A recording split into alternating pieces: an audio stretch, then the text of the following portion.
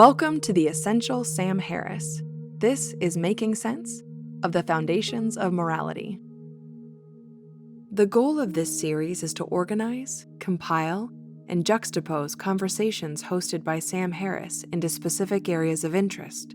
This is an ongoing effort to construct a coherent overview of Sam's perspectives and arguments, the various explorations and approaches to the topic, the relevant agreements and disagreements, and the pushbacks and evolving thoughts which his guests have advanced. The purpose of these compilations is not to provide a complete picture of any issue, but to entice you to go deeper into these subjects. Along the way, we'll point you to the full episodes with each featured guest, and at the conclusion, we'll offer some reading, listening, and watching suggestions which range from fun and light to densely academic. One note to keep in mind for this series: Sam has long argued for a unity of knowledge where the barriers between fields of study are viewed as largely unhelpful artifacts of unnecessarily partitioned thought. The pursuit of wisdom and reason in one area of study naturally bleeds into, and greatly affects, others. You'll hear plenty of crossover into other topics as these dives into the archives unfold. And your thinking about a particular topic may shift as you realize its contingent relationships with others. In this topic, you'll hear the natural overlap with theories of free will, political philosophy, violence, belief and unbelief, and more. So, get ready. Let's make sense of the foundations of morality.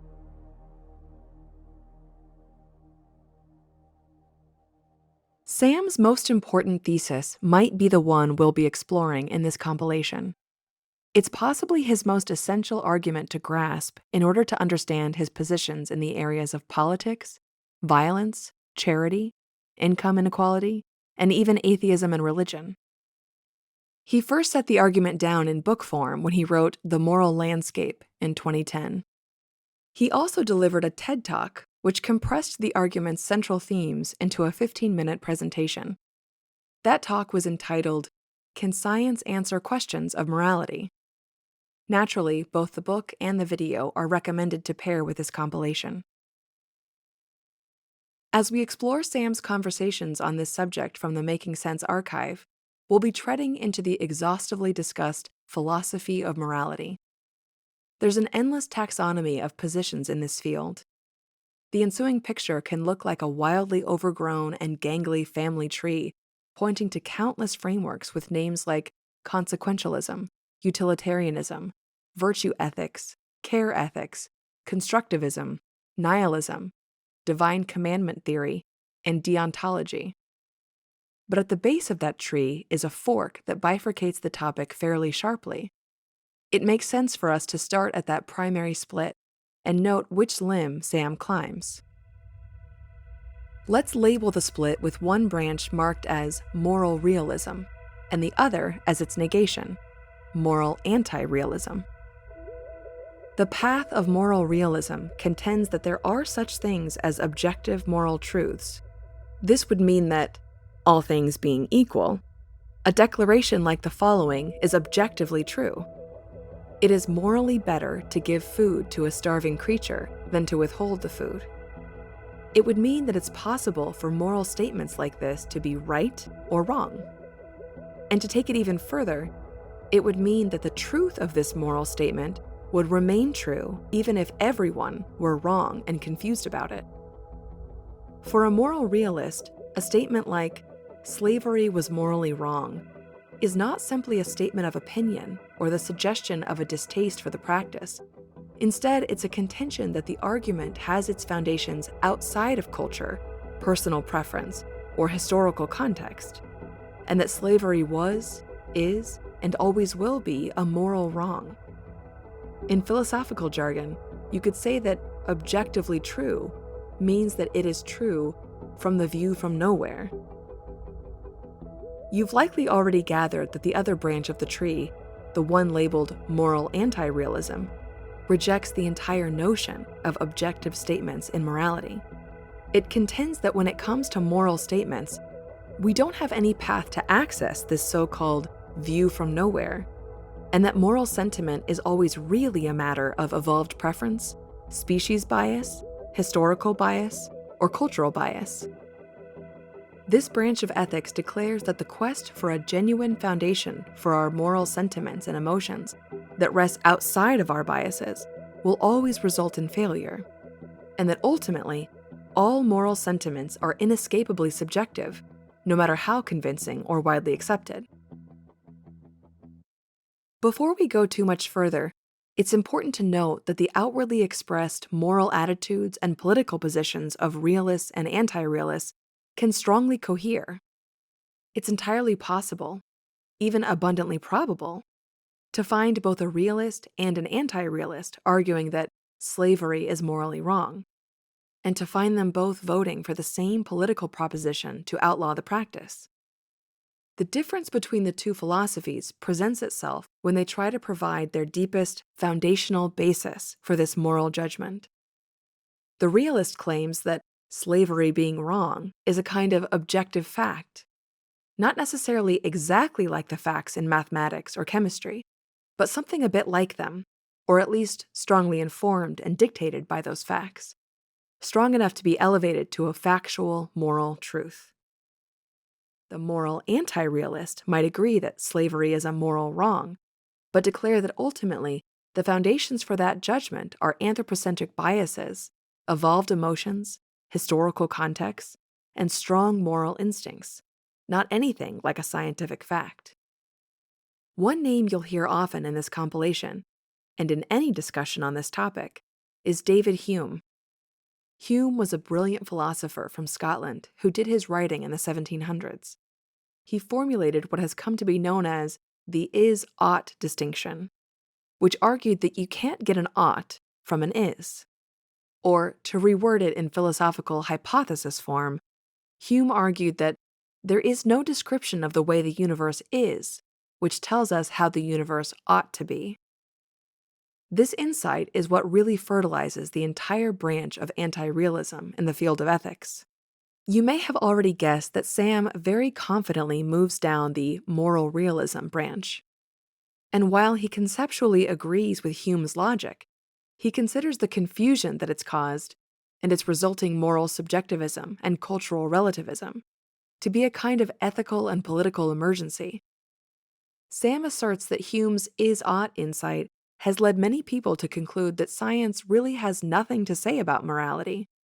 The relativist argument suggests that because science pursues the is side of Hume's distinction, and morality pursues the ought side, questions of morality are completely divorced from science and are purely subjective matters for which there is no objective arbiter.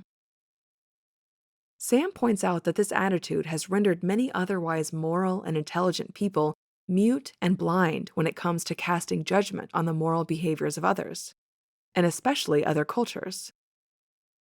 Sam's approach to objective morality allows him to escape this moral paralysis, and, as you can imagine, his resulting utterances have landed him in hot water from time to time. Before we get to our first clip, it's also important to clear something up about Sam's brand of moral realism early so we can avoid a common misperception. Sam's argument in favor of moral realism does not imply that there is only one correct answer to a moral question. It also does not imply that he knows the right answer. It's only a contention that there are such right answers, or, more accurately, that there are right directions to move towards, that it's possible to objectively compare the moral value of two states of being and two states of the universe, and that it is possible to have real, objective confidence in those moral assessments, and that it's therefore possible to make genuine moral progress. But, and this is the very delicate part, it is entirely possible that one must move away from that right direction in order to navigate towards a higher peak of moral states. This is the wrinkle that starts to paint his moral landscape as a kind of mountain hiking adventure, with endless peaks and valleys, foggy hilltops, dangerous caverns, canyons, wrong turns, impassable swamps, and open upward clearings. What Sam argues is that morality, when properly understood, is a navigation problem which requires ever-improving methods to draw better maps, manufacture accurate compasses, and devise a good pair of binoculars so that we can have confidence that we are climbing to higher and higher ground. So, when we brought up our first example to show the split between moral realists and anti-realists, the idea that feeding a starving creature rather than depriving it, we added a tiny 4-word phrase in passing to qualify it: all things being equal. But the funny thing about our actual lives and real-world situations is that all things are almost never equal. In an actual situation you might encounter in the world, the food in question may be your last bites, and you'll starve to death if you feed the creature. Or there may be several starving creatures in front of you, and you only have enough food for one of them. Or maybe this creature will devour 2 other healthy creatures if you feed it. Adding wrinkles like this and playing with all of these crazy variables tends to make things unequal and morally complex.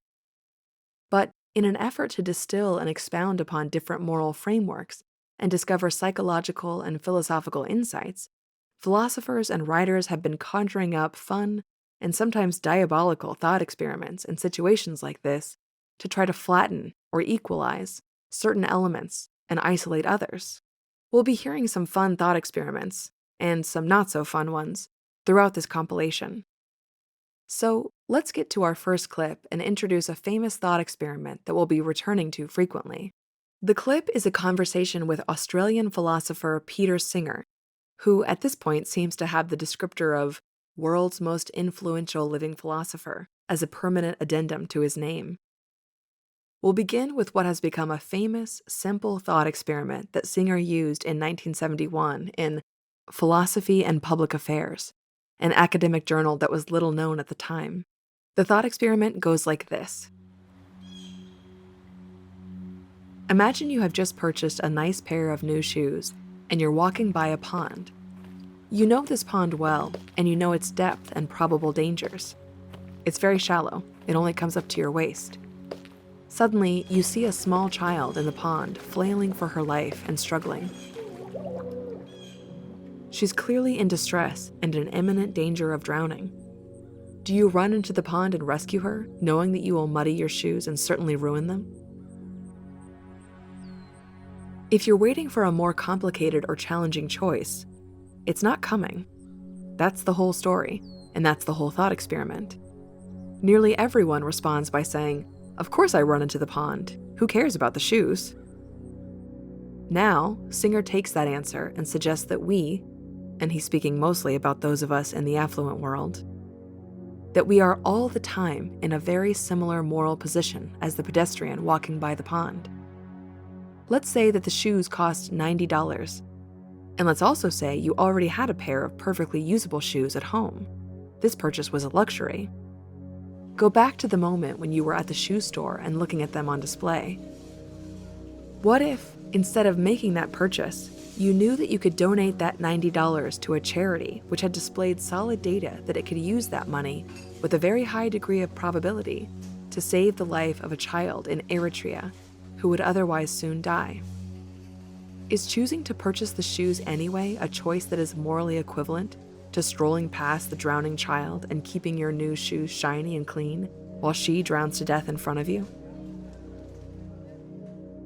This arresting question has spawned a swarm of responses, supportive movements, clever challenges, creative edits, defeated frustrations, and counter-considerations. We'll be playing with Singer's shallow pond a good bit throughout this compilation to flesh out Sam's take on it and his particular run at the eternally vexing problem of morality.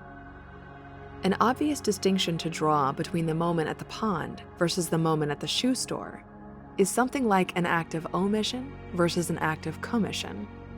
In other words, is there a difference between failing to act and choosing to act if they result in the same moral outcome? Let's jump into the first clip, where Sam is speaking with Peter Singer in episode 48. What is moral progress? Is there an important moral distinction between acts of omission and acts of commission? I mean, we certainly act as though there were. So, how does and your famous shallow pond example put some pressure on this here. So how do you think about the difference between not saving a life that would be very easy for you to save and taking one actively? And this obviously also relates to end-of-life considerations of the sort you mentioned, the difference we seem to hold on to between removing life support and passively letting someone die versus actively killing them, which in many cases might be the more merciful thing to do. Yes. So my view is that the distinction between killing and letting die, or between acts and omissions, it's put in different ways, is not itself of great intrinsic significance. It may be a marker for other things of more significance, like it may be a marker for motives, for instance. So if somebody would say to me, suppose I say, look, you should give to this effective charity. Let's be specific. You should give to the Against Malaria Foundation because it will distribute bed nets in places where there's a lot of malaria and where children die from malaria. And if you donate what I know you can afford to donate to the Against Malaria Foundation, they will use it to distribute bed nets, and you will be saving at least one child's life. And that's factual. I think that is a real organization and a real example. And let's say the person doesn't do that, right? So then that person has, in one sense, let a child die. Do I think of that person exactly the same as somebody who traveled to Africa, shot a small child, and then traveled back to the United States? Of course not. I know that there's a huge psychological difference in that person, that many of us are apathetic or don't care enough, don't feel psychologically drawn to help people who we can't even see. But for someone to actually have the malice and the will to travel, to find a child, to kill that child, it has to be a completely horrible, depraved person. So sometimes the distinction between acts and omissions will signal something like that. Why did this person go out of their way to kill? Whereas in the other case, they simply didn't do enough to save a life. But then let's look at another case, the medical case that you mentioned. So an infant has been born prematurely and has had a very severe bleeding in the brain, a hemorrhage. The doctors do a scan of the brain. They find that all of the parts of the brain that are associated with consciousness, like the cortex, have been irreversibly destroyed.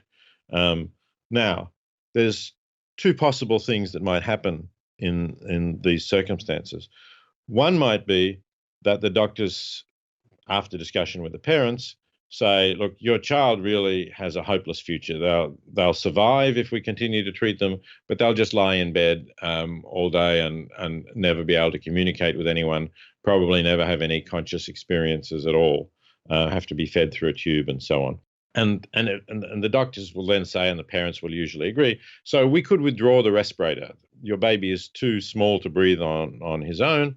We can withdraw the respirator and your baby will die. And parents will typically say, if you think that's best, doctor, then I'm okay with that. And the baby will die. Now, that is seen as a letting die, as an allowing to die, not as a killing. On the other hand, it might have happened that because it took some time to carry out the diagnosis, because the baby was particularly vigorous and so on, that the baby no longer needs a respirator. So the prognosis is exactly the same. The baby is never going to communicate in any way, probably never going to be conscious. He's going to have to be fed through a tube and lie on a bed. But you can't bring about the baby's death by withdrawing the respirator. And let's just say that there's nothing else you can do that will bring about the baby's death. The baby is otherwise, apart from this massive and irreparable brain damage, the baby is otherwise healthy.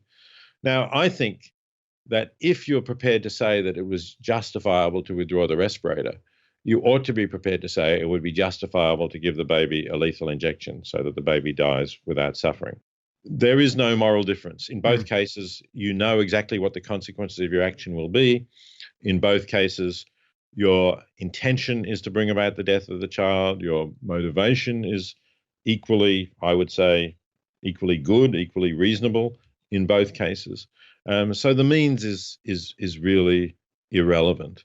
But legally, of course, one is murder and the other is well, maybe it's slightly grey in some countries, but anyway, it's done in every neonatal intensive care unit in every major city in the United States, Right. and nobody ever gets prosecuted for it. So it seems to be legally acceptable. But that's, as I say, that's a case where I would think we ought to be able to accept active steps on the basis of saying it's no different from the other case. And then certainly there are cases where the active step is the one that bypasses an immense amount of suffering, right? Where the passive one Absolutely. may, That's right. In other cases where there is some consciousness, not exactly the case I described, but where right. there is some consciousness, I do know of cases where people will say, no, we can't actually take active steps to end life, but if the baby gets pneumonia, we won't give antibiotics. And so then the baby will suffer a lingering death from pneumonia Right. over days or maybe even a couple of weeks. Which is a horrible thing and a pointless thing to do if you've decided that it's better that the baby should die. Why let the baby suffer in this way? I want to go back to the issue of the shallow pond. So you admit that there's a difference. It would take a very different sort of person to go to Africa with the intention of killing someone than merely decline to buy a bed net when told on good information that this would save a human life. Those are very different people. But I think you're saying that it's natural for us to view them as different. And because it requires actually a different psychology to do one versus the other, they are different. But if we abstract away from those differences and talk about public policies and what governments should do, then the act and omission difference shouldn't be morally salient to us anymore. Is that where you're headed with that? I'm not going to say that it shouldn't be at all morally salient because there are questions in what governments do in terms of the examples that they set. But I do think it's very serious that governments allow people to die when they could prevent them, when they have the resources to prevent them. So I certainly think that the governments of the wealthier nations of the world should be getting together and developing policies to eliminate preventable child deaths and preventable suffering from diseases. They did make a reasonable effort in terms of the Millennium Development Goals to reduce suffering, and progress was made. The number of children dying fell quite significantly during that period, as did the number of people in extreme poverty. And that's a good thing. But I'm concerned whether sufficient progress is continuing to be made. I think more progress could have been made even in that period, although some progress was made. And I think we should be doing more. And that applies to governments, but it also applies to individuals. I think all of us who can afford to donate to effective charities ought to be doing that because the governments are not doing enough. How do you view the ethical significance of proximity, if there is any? I mean, obviously, there's an immense psychological significance that the starving person on my doorstep is different, certainly more salient than the starving person in a distant country whose existence I know about, at least in the abstract. Presumably, you think that that difference is far bigger than it should be, but is there any ethical significance to proximity? The problem in your backyard as opposed to the problem an ocean away? Well, I'd say not to proximity in itself again. We can perhaps be more confident about what we're achieving when things are in our backyard and we actually can see what's happening. We can talk to the people who are affected by it. But we do have very good research now about effective nonprofit organizations that are trying to help people far away. So there's organizations like GiveWell that do research on effective charities. There's an organization I founded called The Life You Can Save, and it has a website which lists charities that we've vetted, and some of it draws on GiveWell's research, some of it draws on other research, so that we recommend effective charities. And if you can have a high level of confidence in the effectiveness of what you're doing, then it's not very different morally. As you correctly said, it is very different psychologically, but morally, it's not very different from things that are going on in your backyard. Given that it is so different psychologically, I mean, presumably if I told you that there's a starving person by my front door today that I just stepped over on the way to this podcast because I'm busy, you would view me with something close to horror and repugnance and would be right to. But if I told you that I got yet another appeal from a good charity, which I didn't act on, you would just view me as a more or less psychologically normal, if somewhat aloof person. Do you view our moral progress personally and collectively as a matter of collapsing that distance as much as psychologically possible so that we really can't put distant suffering out of sight and out of mind? Yes, I do think that's an indicator of progress. And it's, the psychology is understandable, of course. Our ancestors for millennia, for perhaps hundreds of thousands of years, if we could go back even to social primates before there were humans at all. These ancestors lived in small social groups, face-to-face groups, where they knew people and they would help others and cooperate with them in various ways. But they had no relations, perhaps even to people who lived across the mountain range in the next valley. And now suddenly, in terms of evolutionary time anyway, we live in a world where we have instant communications, where we have very rapid delivery of assistance, where we have good ways of working out what is going to help people most effectively. And our psychology has not changed rapidly enough to cope with this. There's an interesting note about Singer's pond analogy and the idea that Sam raised about evaluating the kind of person who would stroll by a child drowning in a pond versus the kind of person who declines to donate to a charity. Singer originally wrote the pond story in an essay about a mass humanitarian crisis in East Bengal in 1971, spurred on by a civil war and a devastating cyclone. He presented the pond to argue for the presence of a moral opportunity, and perhaps for a moral obligation, of wealthy countries to intervene with food, shelter, and rescue. We can map that same character analysis that Sam suggested onto the national level and ask, what kind of country declines to feasibly rescue those in a foreign crisis, versus what kind of country declines to offer generic foreign aid absent any acute humanitarian crisis? A screaming child drowning in a pond is an emergency, but the slow drip of individual preventable deaths from hunger, illness, and poverty, and spread across entire continents, does not seem to present itself in that way, or to expose the kind of people we are. But shouldn't it? What if we gathered all of those individuals into one location, like a sports stadium, and announced that a bomb would kill them all at midnight unless we easily diffused it? That edit sounds extreme, but it only gathers the location of these preventable deaths to the same venue, and it makes explicit the imminence of their demise. Somehow that makes it feel more like a newsworthy emergency that only a moral monster would ignore. But again, Singer argues that this may actually be the situation that most of us are in today, if we only bothered to notice it.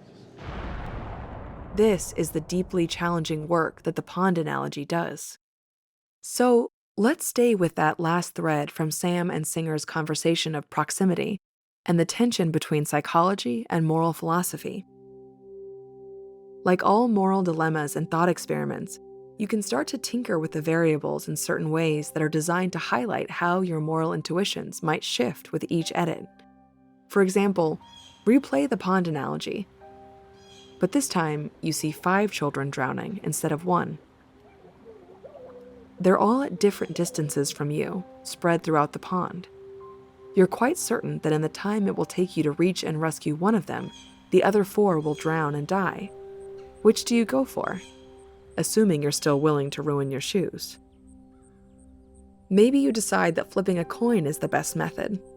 But what if one of the children happens to be your child? Do you go for her no matter what, waiting past the cries for help from an unfortunate, unknown child? How about if you knew all of the struggling children, and you know that one of them has a terminal illness and is unlikely to live another year anyway? Do you avoid going for that child? What if one of the children is known to be showing signs of being a scientific prodigy, and there are high hopes for her future? and she's likely to be a great benefit to humanity. What if you think all of these factors are just too vulgar, and you simply go to whichever one happens to draw you first while you close your eyes? Would that method favor the child who happens to yell the loudest? If we keep our eyes open and just follow our instinct, would we inevitably end up being drawn towards the child who's the cutest? Or even the child who looks a little like us and reminds us of our kin? We can keep playing these kinds of games forever. We could even make it nearly identical to the famous trolley problem, the thought experiment which ties 5 people to a railroad track while one person is fastened to a separate track. In that now well-known nightmare, you're given the choice to divert an out-of-control trolley towards the 1 rather than the 5 by flipping a switch. In our pond, we can imagine that 4 of the children are clinging to a rapidly deflating life raft, and they could all grab hold of it and be dragged to safety by you, while one isolated child is drowning by himself 100 feet away. Is there a right choice for problems like these? We're going to go to our second clip to focus on the suggestion that there are right answers to these questions. This guest will argue that our intuitions lead us to actions that are compromised by our evolved psychological biases to favor creatures with which we can empathize. To return to the issue of proximity, it's certainly easier to empathize with someone who's close enough to be in our visual and auditory field and whose screams we can hear, rather than a distant, nameless, faceless, voiceless child. We know that it's also easier to empathize with a single child whose name and story we know over a huge number of distant, nameless children who you'll never meet. In fact, as you'll hear Sam and this next guest point out, this specific aspect of our psychology is even more curious, where our ability to empathize with a specific starving child is reduced when you simply place the same child amongst the company of thousands of others just like him. The next guest is Paul Bloom, a professor of psychology formerly of Yale University and now with the University of Toronto. Bloom has had several wonderful conversations with Sam, and this is their first, which came just after the release of Bloom's book with the provocative title, Against Empathy.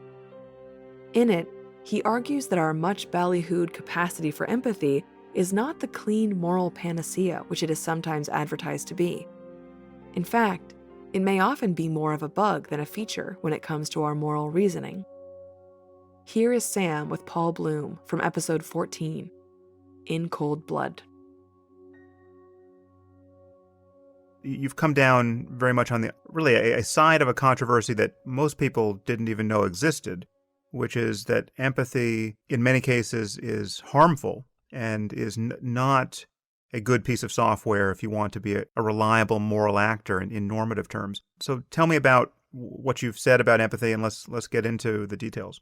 So I always have to begin with the most boring way ever to begin anything, which is we're talking about terminology. Because people use the term empathy in all sorts of ways. And I think my position is easily misunderstood. If you think, some people think empathy just as a word referring to anything good: compassion, care, love, morality, making the world a better place, and so on. Under that construal of empathy, I have nothing against it. I'm not a monster. I mean, I want to make the world a better place. Other people use the term empathy very narrowly to refer to understanding in a cold-blooded way what's going on in the minds of other people, understanding what they think and what they feel. And I'm not against that too, though, and we might want to talk about this. I think it's morally neutral. I think very great and wonderful and kind people have this sort of cognitive empathy, if you want to call it that. Mm-hmm. But so do con men, seducers, and sadists. Right. Bullies are reason why bullies are very good at being bullies is that they exquisitely understand what's going on in the heads of their victims. Yeah.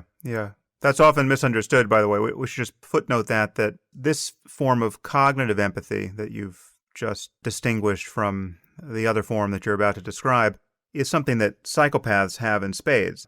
When we talk about psychopaths being devoid of empathy, it's not the empathy that allows us to understand another person's experience. That is not something that prototypically evil people lack. In fact, they, as you just said, they use this understanding to be as successfully evil as they can be. That's exactly right. So another term for cognitive empathy is social intelligence. And I like that way of talking because it captures the point that intelligence is an extraordinary tool. Without it, we couldn't do any great things. But in the hands of somebody with malevolent ends, intelligence could be used to make them a lot worse.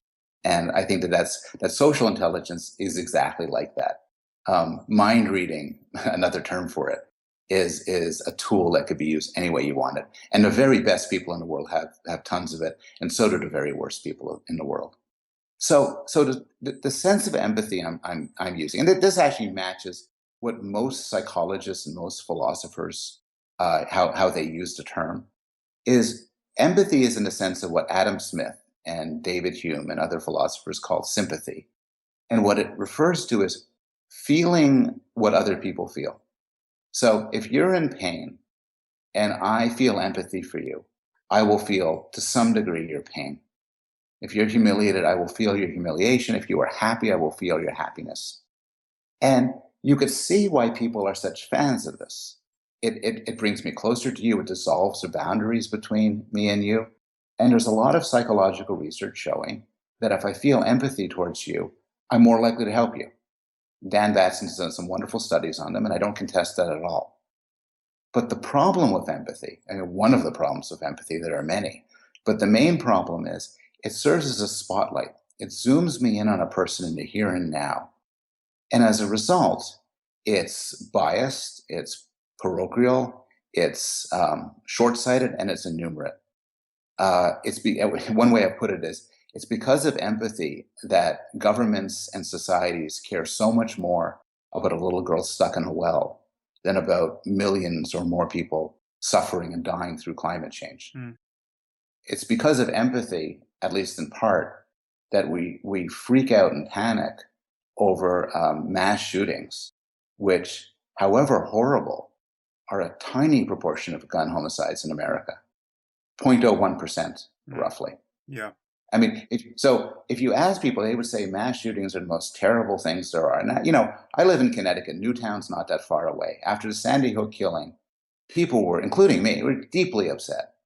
But intellectually, if you could snap your fingers and make all the mass shootings go away forever, and then you did that, nobody would know based on the homicide numbers. Yeah. That it's so tiny. So it misdirects us. It causes us to focus on the wrong thing. It causes us to freak out at the suffering of one and ignore the suffering of 100. In one of your books, I forget which one, you talk about the study where we care more about one than about 8. Yeah, and you say something to the effect of, if there's ever a non... That's Paul Slovik's work. That's right. Some wonderful studies. And also somebody named Retoff and other investigators have done this since. And, and you described this, that if there's ever a non-normative finding in psychology, that's it. And so I think there's many more examples like this that we could look and say as rational people, well, a black life matters as much as a white life. The life of an ugly person who doesn't inspire my empathy matters just as much as a beautiful person who does.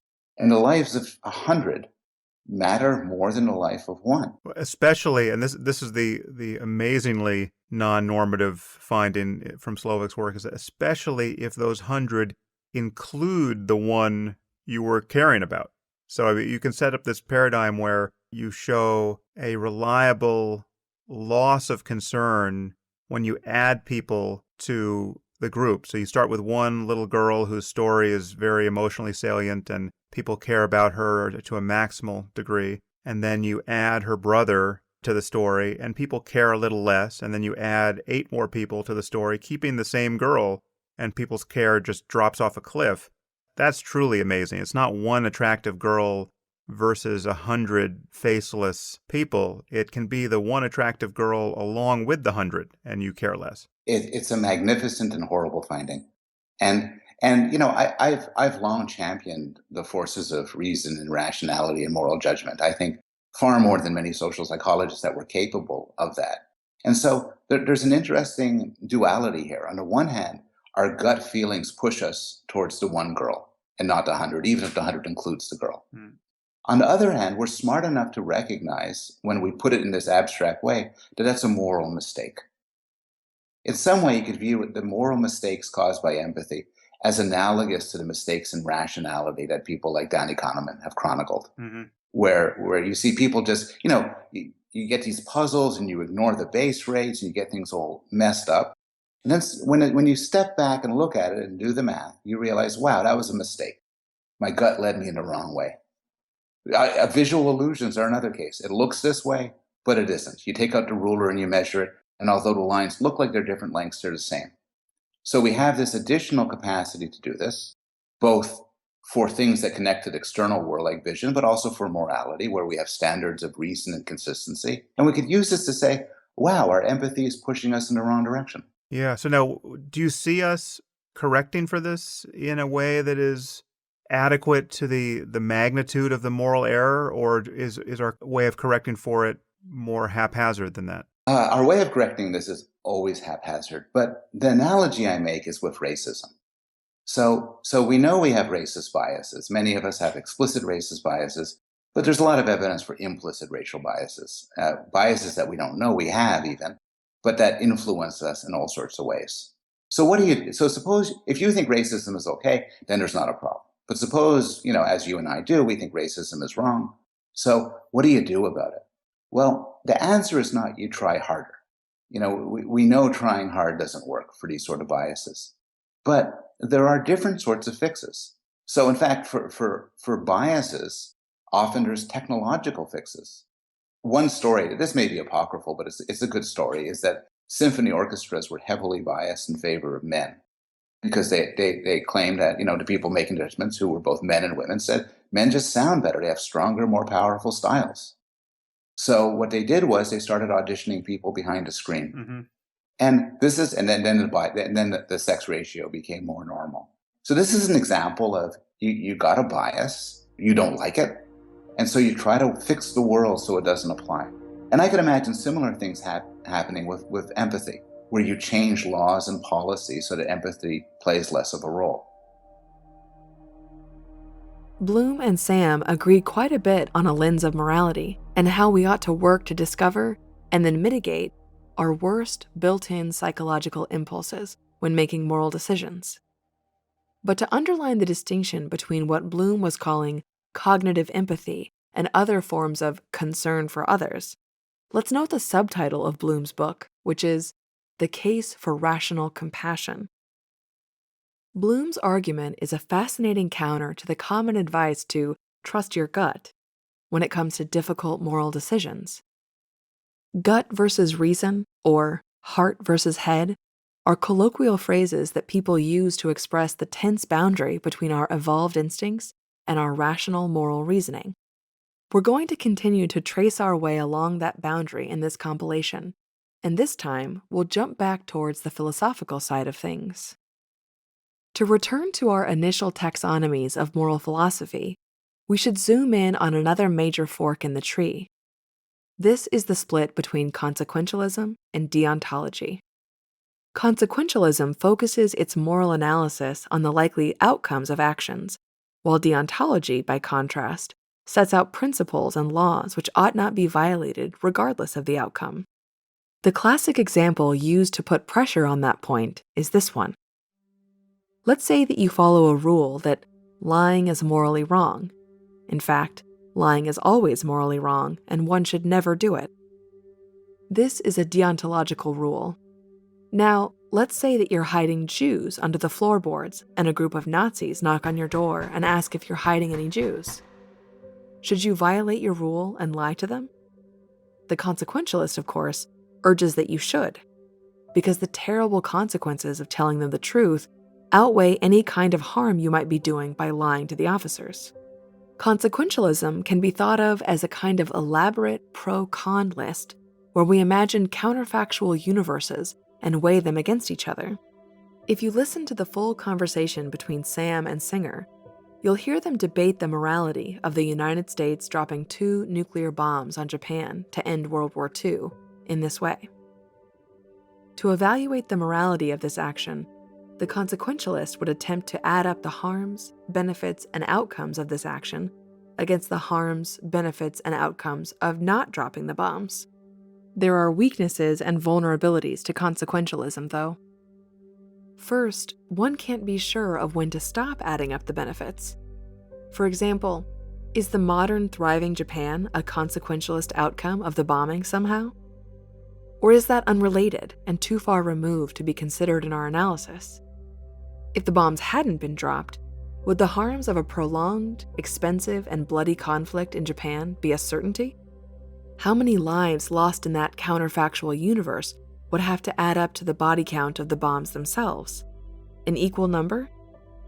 Consequentialism tends to be such an elastic framework that the brainstorming sessions of harms and benefits which flow from an action can be nearly endless. A cynical view dismisses consequentialism as being capable of justifying anything if you just wait long enough. And then, of course, there's the deeper philosophical question which we initially raised, whether something can be objectively labeled as a moral good or not. If not, we're stuck with subjective lists of pros and cons which are rendered meaningless. But we'll save that big question for a later clip. Our next clip is going to stay with a specific brand of consequentialism known as utilitarianism. There are several flavors of this framework, but in general, the view follows the adage that we ought to make choices that maximize flourishing and minimize suffering. This next guest is Will MacAskill, who, along with Peter Singer, has led the charge for a movement called Effective Altruism. Recall Singer's initial formulation of the shallow pond and our suggestion that the money from the shoes could be donated to a cause which is likely to save a child. This is the movement which is attempting to deliver on that promise with impressive amounts of research and analysis. To underline how far this line of thinking could go, consider this response to Singer's pond from the moral philosopher Anthony Appiah. He offered a somewhat tongue-in-cheek answer to the question of whether you ought to run in and ruin your shoes to save the child, saying, "No, what you should do is let the child die and run to the nearest pawn shop and take the money and donate it to a charity that saves 2 lives." What he's doing there is poking a bit of fun at the cold math of utilitarianism to perhaps show a potential flaw, or at least a major clash with our psychological impulses. In this next clip, you'll hear Sam defend consequentialism from this type of critique with a classic and somewhat gruesome example where he puts you in a doctor's waiting room. Let's go to that clip with Sam and MacAskill, where they play around with the notion of the fungibility of the value of human lives when we attempt to build our flourishing versus suffering ledger lines of analysis. We're going to jump into the moment where MacAskill gives his pitch for the moral opportunity for those in wealthy nations to give. You'll hear Sam give a lengthy response where he lays out another key feature of moral analysis, which is the difference between evaluating an act versus evaluating a person's moral character, which is yet another useful way to discuss the strange tension between psychology and moral philosophy. This comes from episode 44, Being Good and Doing Good. I think even if you endorse kind of pure utilitarianism, you just should maximize the amount of good you can do. I think that just for practical reasons, that doesn't mean that you should, keep donating until you're living on $2 per day. Not if you're in a rich country, because the opportunities you have to spend, let's just solely focus on money. So there's lots of other ways of doing good. But if you just say, okay, I'm going to live a normal, keep going in my own job and just donate as much as I can until I'm earning like very little. Firstly, I think, that's going to damage your ability to earn more later. It means that there's risks of yourself burning out, which is, I think, very significant. If you're going to, wear a hair shirt for 3 years and then completely give up on morality altogether, that's much worse than just donating a more moderate amount, but for the rest of your life. And then also in terms of, your productivity in your work as well, it's just actually really important to ensure that you've got the right balance between how much you're donating such that you can do it positively. And then finally, in terms of the influence you have on other people, I think if you're able to, act as a role model, something that people actually really aspire towards, think, this is this amazing way to live a life, and look at these people are able to donate a very significant amount and still have a really great life. That's much more powerful because it actually might mean that many other people go and do the same thing. And if just one other person does the same thing as you do, you've doubled your life's impact. It's like a very big part of the equation. Whereas if you're walking around utterly miserable just so you can donate that last cent to fight global poverty, you might seem a little bit like an anti-hero. And I think that's a very important consideration. So I actually think that when it comes to the practical implication of Singer's ideas, it doesn't lead you to donate everything above $2 per day. Instead, you kind of max the optimal amount is actually quite a higher level, which is maximizing the amount of good you'll do over the course of your lifetime, bearing in mind the ability to, say, get promotions or change career, earn more, the value of your time, ensuring you're productive and ensuring you're a good role model to other people as well. Yeah, this is really a fascinating area, and it's going to get more fascinating because it just becomes strange the closer you look at it. Now, I'm totally convinced by your opportunity framing, and while I had heard it put that way before, your emphasis on that is very attractive and very compelling, and so I mean, just to remind our listeners, so that by dint of having the resources you have, and if you're listening to this podcast in any developed country, you almost by definition have vast resources relative to the poorest people on earth. And this puts you in a position to quite literally save the child from the burning building any moment you decide to write a check for, I mean, what is it that actually, in your view, is sufficient to save a life using the best charity at this point? The best guess from GiveWell donating to Against Malaria Foundation is $3,400, will statistically speaking, on average, save a life. And they're keen to emphasize that, that's just an estimate. A lot of kind of assumptions go into that and so on, but they're very careful, very skeptical. It's the best, estimate that I know of. So that opportunity is always there. And I guess one of the challenges from a philanthropic point of view and the point of view of one's own, maximizing one's own psychological well-being is to make that opportunity as salient as possible. Because obviously writing a check doesn't feel like rushing across the street and grabbing the child out of the burning building and then being rewarded by all the thanks you'll get from your neighbors.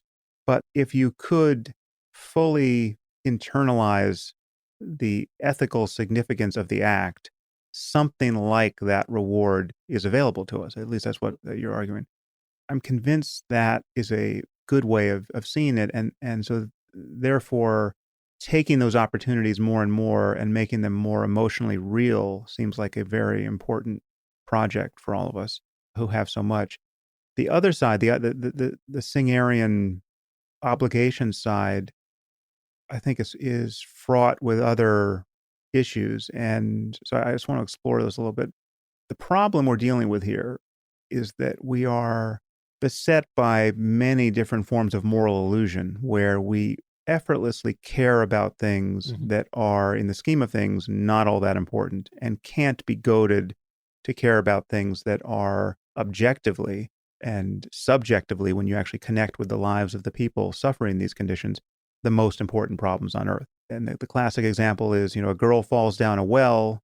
It's one girl, it's one life, and what you see is wall-to-wall coverage on every channel for 24 hours, tracing the rescue, successful or otherwise, of this little girl. And yet a genocide could be raging in Sudan, and not only can't we be moved to care, we so reliably can't be moved to care that the news organizations just can't bear to cover it. I mean, they give us a little bit of it just because it's their obligation, but it's 5 minutes, and they know that's a losing proposition for them anyway. Yep. So that's the situation we're in, and that seems like a bug, not a feature of our ethical hardware. For me, it exposes an interesting paradox here because the most disturbing things are not reliably the most harmful in the world, and the most harmful things are not reliably the most disturbing. And you can talk about this from the positive or negative sides. We can talk about the goods we don't do, and we can talk about the harms people cause. And so this is an example from my first book, The End of Faith. To find out that your grandfather flew a few bombing missions over Dresden in the war is one thing. To find out that he killed a woman and her children with a shovel is another. Now, he undoubtedly would have killed more women and children flying that bombing mission. But given the difference between killing from 30,000 feet by dropping bombs and killing up close and personal, and this is where the paradox comes in. We recognize that it would take a different kind of person with a very different set of internal motives, intentions, and global properties of his mind and emotional life to do the latter versus the former. So a completely ordinary person like ourselves could be, by dint of circumstance, detached enough from the consequences of his actions so as to drop the bombs from the plane. It takes a proper psychopath or somebody who was pushed into psychopathy by his experience to kill people in that way with a shovel. And to flip this back to philanthropy, it is a very different person who throws out the appeal from UNICEF, casually ignoring the fact that he has foregone yet another opportunity to save a life.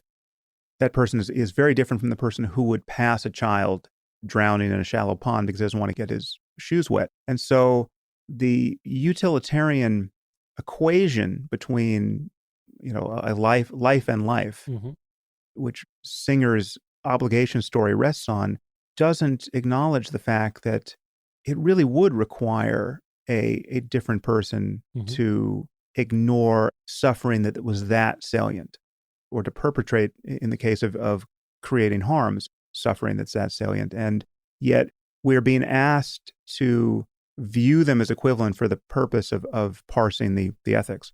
So I think there's an important distinction between assessing acts and assessing a person's character. And I think normally when we go about doing model reasoning, most of the time we're talking about people's characters. So is this a good person in general? Can I trust them to do good things in the future? Is it the sort of person I want to associate with? Whereas moral philosophers are often talking about acts. And so I think Singer as well would agree that it's in some sense a much worse person who kills someone than who, intentionally kills someone than who just walks past a drowning child. And you'd entirely agree with that. Because in part, the idea that it's much worse to kill people intentionally is a far greater moral wrong in our society than merely failing to save someone. I agree that it's I would also just be very troubled by someone who wasn't moved by the more salient causes of suffering, inhuman in some way. But when we think about moral progress, I think it's absolutely crucial to pay particular attention to those causes of suffering that are very mechanized or have the salience stripped away from them. I mean, if you look at the orders that were given to SS guards in terms of descriptions of how to treat Jews in the Holocaust, every step has been taken to remove their humanity, to turn it into completely banal evil. And it's through that almost mechanization of suffering that I think humanity has committed some of the worst wrongs in its history. And I think that that's also going to be true today. So when you look at practice of factory farming, or if you look at the way we incarcerate people. So, if we saw a country, as happens, that was regularly flogging or inflicting corporal punishment on its criminals, you'd think that's absolutely barbaric as a practice. But yet putting someone in a prison cell for several years is a worse harm to them. I think it's considerably worse, the punishment we're inflicting on them. But it doesn't give us that same emotional resonance. And I think insofar as there's this track record throughout human history of people doing absolutely abominable acts, not realizing that it was morally problematic at all, even taking it as common sense, precisely because the ways in which the harm caused had been stripped away, had been made sterile, as with the case of the SS guards. That should give us pause when there's some case of, extreme harm that has this property of being made sterile, should make us worry, are we in that situation again? Are we just thinking, oh yeah, this is common sense, normal part of practice, but only because of the way that things have been framed?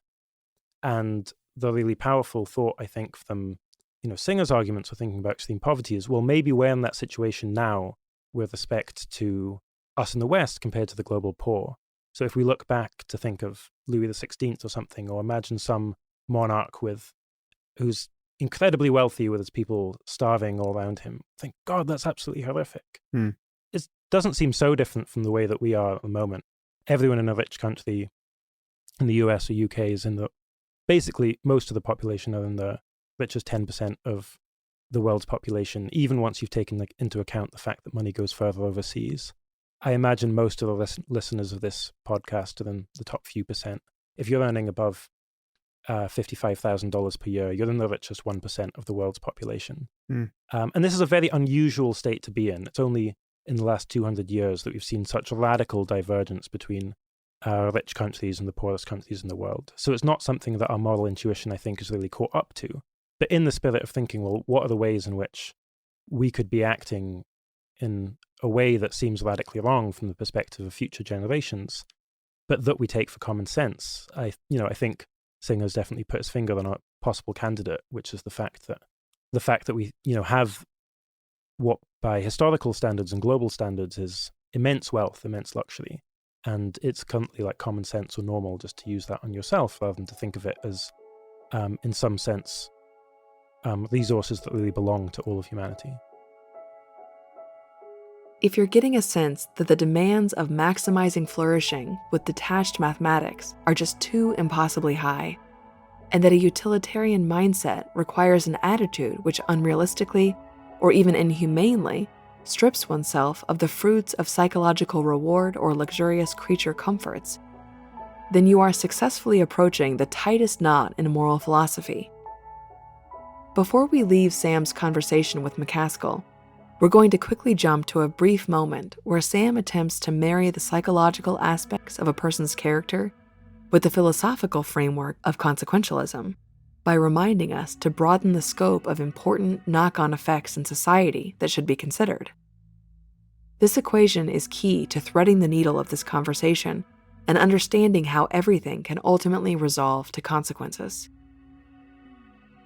This has been my gripe with certain caricatures of utilitarianism or consequentialism, which is so the idea that if you can sacrifice one to save five, well, then you should, you go into your doctor's office for a checkup and he realizes he's got five other patients who need your organs. So they just grab you and steal your organs and you now are dead. But if you just look at the larger consequence of living in a world where at any moment any of us could be sacrificed by society to save five others, none of us want to live in that world. And I think for a good reason. And so you have to grapple with a much larger spectrum of effects when you're going to talk about consequences. So you just acknowledged one here, whereas that to be the kind of person you want to be who is really going to do good in the world and to be tuned up appropriately to have the right social connections to other human beings, you may in fact want to be the kind of person who privileges love of one's friends and family over a more generic loving kindness to all human beings, because if you can't feel those bonds with friends and family, that has moved enough of the moving pieces in your psychology so that you're not the kind of person who is going to care about the suffering of others as much as you might. Yeah, so another example, another case first given to me by Derek Parfit is, your grandmother who you love very much, you've got a very close relationship with her. When she dies, you just throw her in the garbage. Just questions, well, who's that bad for? It's not bad for her because she's no longer with us. But again, it just seems like there's this, as a matter of human psychology, doing that is very inconsistent with what seems like genuine regard for that person. But I think that's worth acknowledging. So it's easy to cash that intuition out again in the form of consequences, in my view, which is, yes, it's not bad for your grandmother because she's presumably not there to experience anything, but the sense that there's something sacred about a human life, or the sense that one's love of a person needs to be honored by an appropriate framing of their death, that is good for everyone else who's yet living, right? And if we just chucked our loved ones in the trash, that would have implications for how we feel about them. And how we feel about them is the thing that causes us to recoil from treating them that way once they've died. There, you can hear Sam make room for the consequences, and perhaps pro-social, morally positive consequences, of the sentimentality of a rational, empathetic psychology. Thus far, we've heard Sam engage with thinkers who are in general agreement with him on the framework of consequentialism, and who are, in principle, in agreement with the suggestion that we can place items on the weighing pans of a moral scale with some degree of objectivity. In other words, they agree that states of the universe can be called morally good or bad with an objective methodology. All of this has rested on the possibility that we can be reasonable and rational about our moral lives, and think our way towards the moral action before we take it, even if it runs completely counter to the strong evolutionary forces of psychology, which might push us towards rescuing one of our kin over 4 strangers, or even when it asks us to bypass the purchase of fancy new shoes that are sure to impress our friends in favor of a thankless, anonymous, distant, charitable donation. We're going to explore a bit more of Sam's moral landscape and his analogy of the navigation problem before this compilation is complete. But first, we're going to hear from someone who is rather skeptical of the power of individual moral reasoning to truly preempt or overpower the lure of psychological emotions. This is Sam's first conversation with the moral psychologist and author Jonathan Haidt. The backstory behind this first recorded conversation is amusing enough to share here as a bit of a digression. After the release of his book, The Moral Landscape, Sam issued a public challenge to anyone who could offer substantial enough criticism aimed at his central argument in a short essay. If the essay persuaded Sam to recant his view, the winner would receive $20,000. Falling short of that, he would select the best essay and publish it on his website with a prize of $2,000, even if it didn't fully persuade him. Upon hearing this, Haidt wrote a somewhat snarky article aimed at Sam, which claimed he was very unlikely to change his mind. The article followed some previous incidents of clever sniping from both men, and Sam finally invited Haidt onto Making Sense to clear the air and try to have a more useful engagement over their differences. We're going to jump into the episode at a much later point, after they've already recanted some of their linguistic run-ins.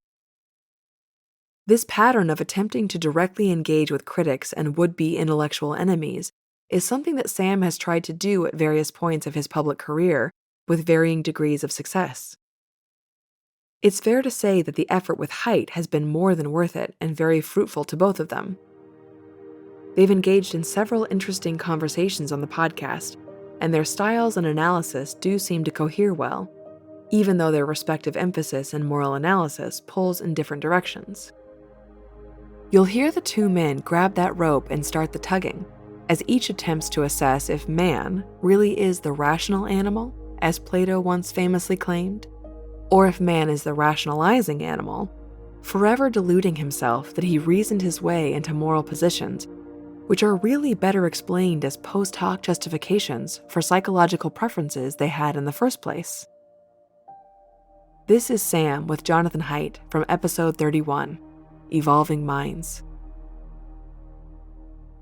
Let's move to morality proper, because this is really where you've made your biggest mark, and it's an area where you and I both agree and disagree. So, as you've already said, you're very skeptical about the power of moral reasoning, and you don't say that we never change our attitude or the attitudes of others through reason, but you insist that we do this far less often than we think or than anyone hopes. You also claim that most of our seemingly rational talk about morality isn't what it appears to be, because we reason like lawyers and not really like moral philosophers. So most of our reasoning, and by lawyers you mean that most of our reasoning is really in the service of justifying moral attitudes that we arrived at intuitively. And so we're simply in the business of defending and marketing these intuitions, and not fundamentally getting down to some kind of ethical bedrock. And you move from these observations about the intuitive roots of our moral attitudes and the resulting diversity of opinion morally among people to conclude that science really can't hope to talk in terms of moral truth.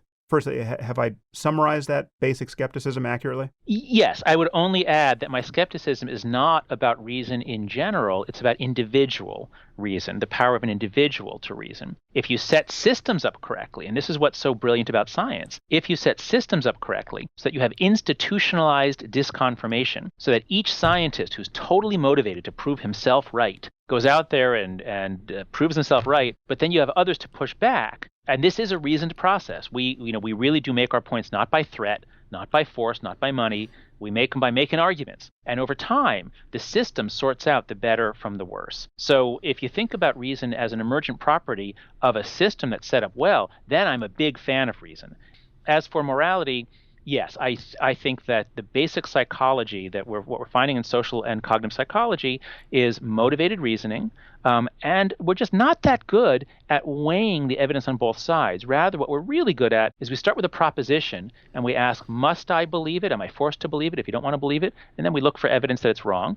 Or more typically, you start with a proposition, you want to believe it, you search for evidence that it's right, you almost always can find it, and then you stop thinking. So that's why I'm not a big fan of individual reasoning. I think we're kind of like neurons. We're not that smart as individuals, but you put us together in the right way, you get a brain. Right, but you seem to hold the things we can be right or wrong about in the moral sphere as different from the facts that science treats. Correct. Right. That's right. That's another fundamental distinction between us. Yes. Yeah. So just introduce this concept of moral dumbfounding for a second. So when I started my research in graduate school at Penn and then as an assistant professor at the University of Virginia, originally I thought that reasoning and emotion were both inputs into moral judgment, and either one could dominate. That's kind of a dual process model. And Josh Green is the main proponent of such a model. But I kept failing to find that reasoning would work as I expected it to.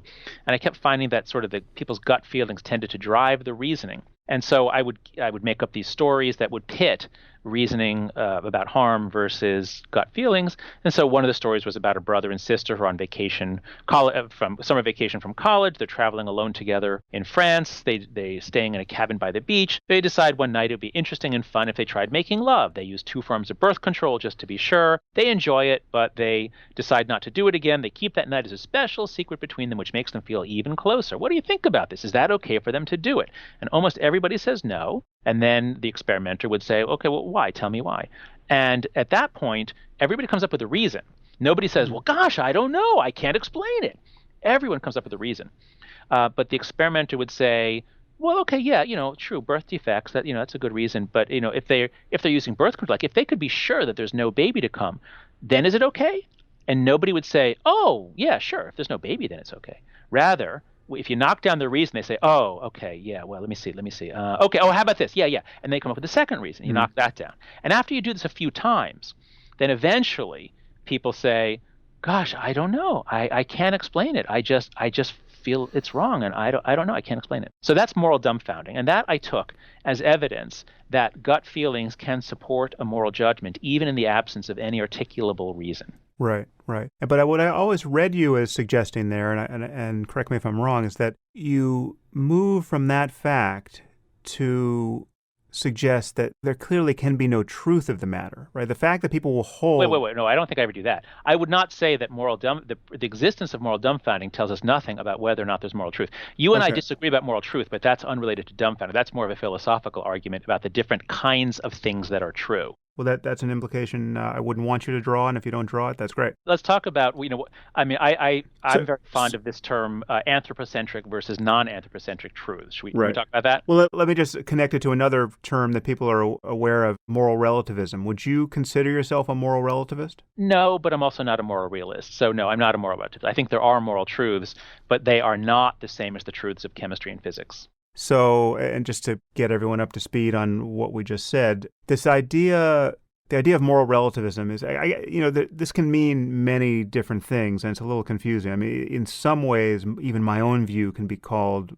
a version of moral relativism because I believe that there are multiple distinct and yet incompatible possible good lives that people could live or good societies that could be built. In my book, The Moral Landscape, I say that there are potentially many and even a potentially infinite number of peaks on the moral landscape. Yep, I like that metaphor and I agree with that argument, yes. But that doesn't undercut the reality of moral truth because there are many ways to be off a peak and down in a valley that is purely an area of misery. So the fact that there are many right answers to a question doesn't mean there isn't a difference between a right and wrong answer. But the phrase moral relativism is more usually applied to people who think that just to speak in terms of moral truth is to engage in one or another species of fallacious thinking, that there are no truths that are really true in the sense that things can be scientifically or historically or economically true. And I now recall that one of your mentors was or is Richard Schwader, the anthropologist, and I've actually collided with him both in private and in print briefly on this topic. And he always struck me as a relativist of the latter type. Is that true? And I mean, do you have a difference in your orientation? Philosophers have gone round and round about relativism and realism for a long time. And while I was working with Rick Schwader,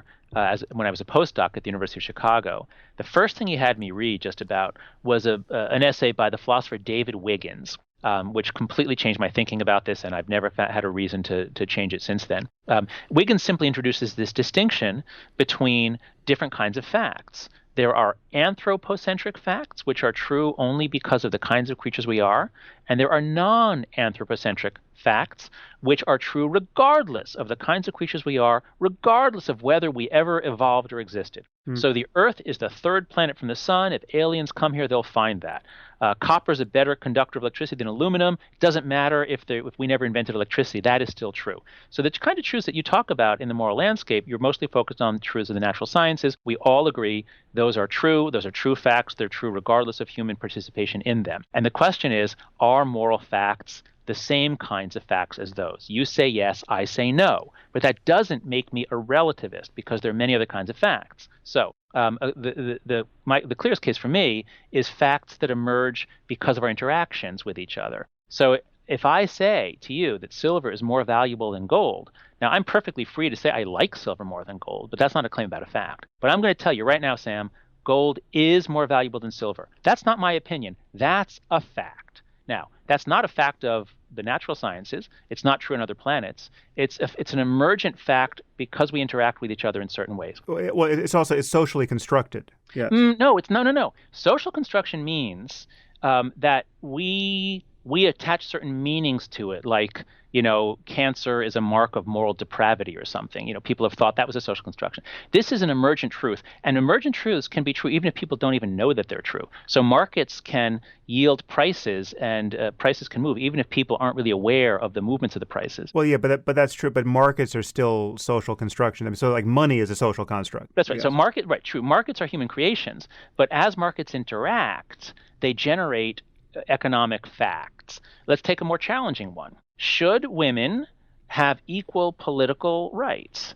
We all say yes. Now, is that a fact true across species, that any intelligent creatures, if they have sexual divergence on a different planet, it'll be true for them? Is it true? Is it a fact such that even if we go back 10,000 years ago, in which women almost never had equal political power, they were all wrong, all human societies were wrong until the 1960s? This is a more challenging case. But I would argue this. Given the way we live now, where the basic unit of politics is the individual, there is no good reason, and it would be unethical, to deny women equal political access and political participation. But for thousands of years, people didn't live that way. People lived in which, let's just say in many societies, the family was the basic unit, and there was a division of labor. The man was the political actor. The woman handled more the domestic sphere and gathering, while the man did hunting. So if you just accept that that's the way hunter-gatherers lived, now, can you say that it is a fact that women should have had equal political power? They should have been present at all the political. They were just wrong that they denied that. So I don't think that makes any sense. I think that women's equality is an emergent fact about the way we live now. It is not a fact like chemistry, like copper being a good conductor. What do you think? Do you think women's equality is a fact like the superior conductivity of copper? Well, not quite. It's certainly a more complicated fact. But here's why I think this bright line between anthropocentric and other truths doesn't get you very far. Because one, my interest in morality extends beyond what is even human. I'm talking about what possible minds there are in this universe. I mean, just what sorts of experiences are there to have given just the nature of consciousness and how it arises in a universe. So if we wind up building conscious computers that can suffer, how can they suffer, and how wrong would it be to build those things? If we can change our brains in the future in such a way as to give ourselves different moral intuitions, right? So not only to live more faithfully by the intuitions we have, but to then ask the question, what intuitions should we have? right? If we could change ourselves into a species of perfectly matched masochists and sadists, would it be wrong to do so? I think those are coherent questions, but they kind of fly the boundaries that you're setting for anthropocentric and other truth claims. And so for me, it's really I view it as the strong claim I want to make about moral truth and its connection to science. And again, science in the most open-ended way. I mean, the science we will be talking about 10,000 years from now, whatever we are, if we're around to talk about anything. The connection is, I mean, you can even forget about the word morality, forget that we've even have this term, forget that we've evolved to the point we have, and just ask yourself, what possible experiences are there in this universe? And that just faces us with a navigation problem. We're at our starting point, wherever we are now or in the future. And if we move one way, we'll become both individually and collectively reliably more miserable. And then who knows how good human life or beyond human life can be given perfect cooperation, creativity of a sort we can't even currently imagine, technology that has no downside, free energy, everything is powered by starlight, and we just are living in some perfect condition that we may in fact never attain given our, humble apish origins, but is in fact possible for minds differently constituted than our own, right? So we're living in that space, and we're navigating in that space of possibility. And then so when you ask a question like, well, should women be given the vote, or should they live as equals to men politically? Then I think that yes, the moral landscape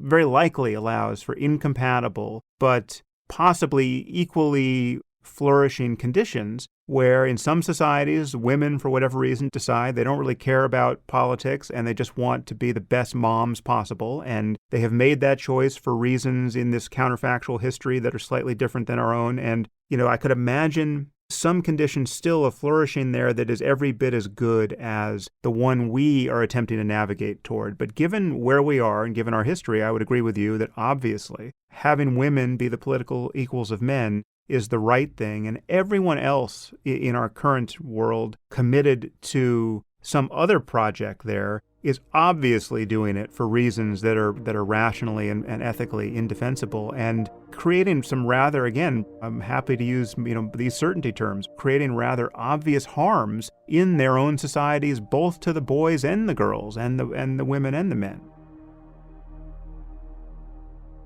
Elsewhere in his writing, Haidt has used the analogy of an elephant and a rider to further explain his view.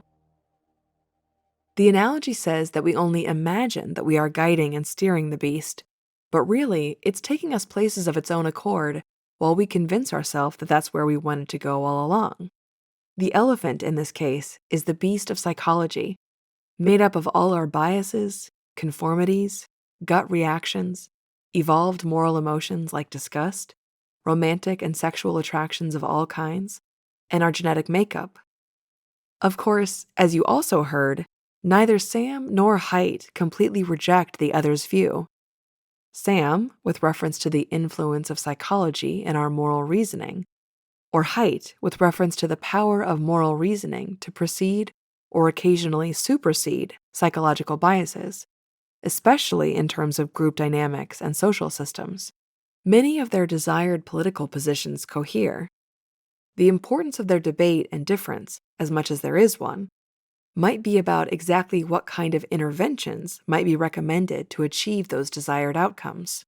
But let's stay with their final thread in that clip, where Sam and Haidt touch on our question of moral realism and the kind of true things that could be said about moral claims. Let's put another crucial piece of Sam's moral landscape argument into play, which he began to explain in that last clip. Imagine a universe of ultimate suffering. This is a universe that has conscious creatures capable of suffering, and all of their suffering is at a maximum level. There is no silver lining to this. There is no respite. There is no lesson to be learned at the end of it. And it's actually worse than just pain. It's true suffering of the deepest kind. If you're imagining something awful that you lived through and are now grateful for years later, you're not imagining Sam's nightmare universe accurately. There is no beauty to be discovered within the suffering. It is just pointless, infinite, maximal misery at all times, forever. Nice, right? Let's call this universe state A. Okay, now let's go to universe state B. This universe is in a state just like universe state A, but for 1 second every hour, all the conscious creatures cease to experience any suffering. They get a rest from the misery, and in that second, they experience calm, tranquility, and beauty. They are happy to exist. And then, of course, the suffering commences. Sam contends that universe state A is bad, and universe state B, while still really bad, is ever so slightly better than universe state A. And thus, any move that could be possible to transform state A to state B is a good one, and represents a morally good move. If this is not what you mean by morally good or bad, he doesn't know what you're talking about. So, the claim that a universe in state A is bad is a kind of inarguable moral fact that sets the ground level in his moral landscape. It's as low as you can get. And now, state B, and every other state of every other universe containing consciousness, is somewhere above that lowest altitude. But starting with this ground truth, where the word bad takes on a recognizable and undeniable meaning, Sam imagines the navigation away from it and towards potentially infinitely high peaks to be the work of moral progress. And again, to reiterate a crucial point and avoid a common misunderstanding of his view, recall that there are many peaks and many valleys to find. Two very different cultures or individuals may be on equally high peaks with very different practices. But what should also be clear by this point is that Sam reminds us this fact should not confuse us and cause us to not be able to recognize clear moves towards and away from the dreaded ultimate misery ground level. And of course, one need not be standing on a high peak themselves in order to recognize these facts. When we bring our language out of his landscape analogy, these expressions can be heard as moral judgments, condemnations, or admiration for the actions of others and for other cultures. This, as I'm sure you can imagine, has led Sam to make some enemies where this kind of utterance is taboo. The denial that any objective evaluations of the moral states which are produced by the behavior of different cultures is usually called cultural relativism. A strict cultural relativist may not love how another culture addresses a moral question in society, but they privilege the status of culture, in the generic sense, and claim moral ignorance as to the objective moral status of their practice. It is this claim of ignorance as to the moral evaluations of certain practices that Sam takes direct aim at in his work in moral philosophy. He contends that out of a sometimes understandable abundance of caution and hesitancy to critique the practices of other cultures, or even due to the romanticization or glorification of foreign, ancient, natural practices, we have pretended to not have a measure of objective confidence in some rather outrageous moral activity.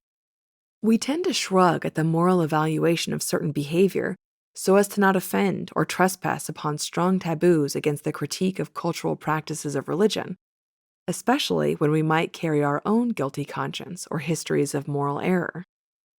We'll come back to Sam's analogy of the landscape a final time to discuss what kind of methodology one might use to navigate those kinds of evaluations after our next clip. But first, we'll play with the idea of cultural and historical relativism. One of the interesting challenges to a view of objective morality is the case of morally evaluating a practice within its historical context. Can we judge the practice of child sacrifice objectively and call it morally wrong when it was practiced in ancient Mesoamerica? Or how about American slavery in the 18th century? Or the death penalty for homosexuality in 16th century Europe? Can we judge the actions themselves as immoral, but the people themselves as moral? Does that distinction make any sense?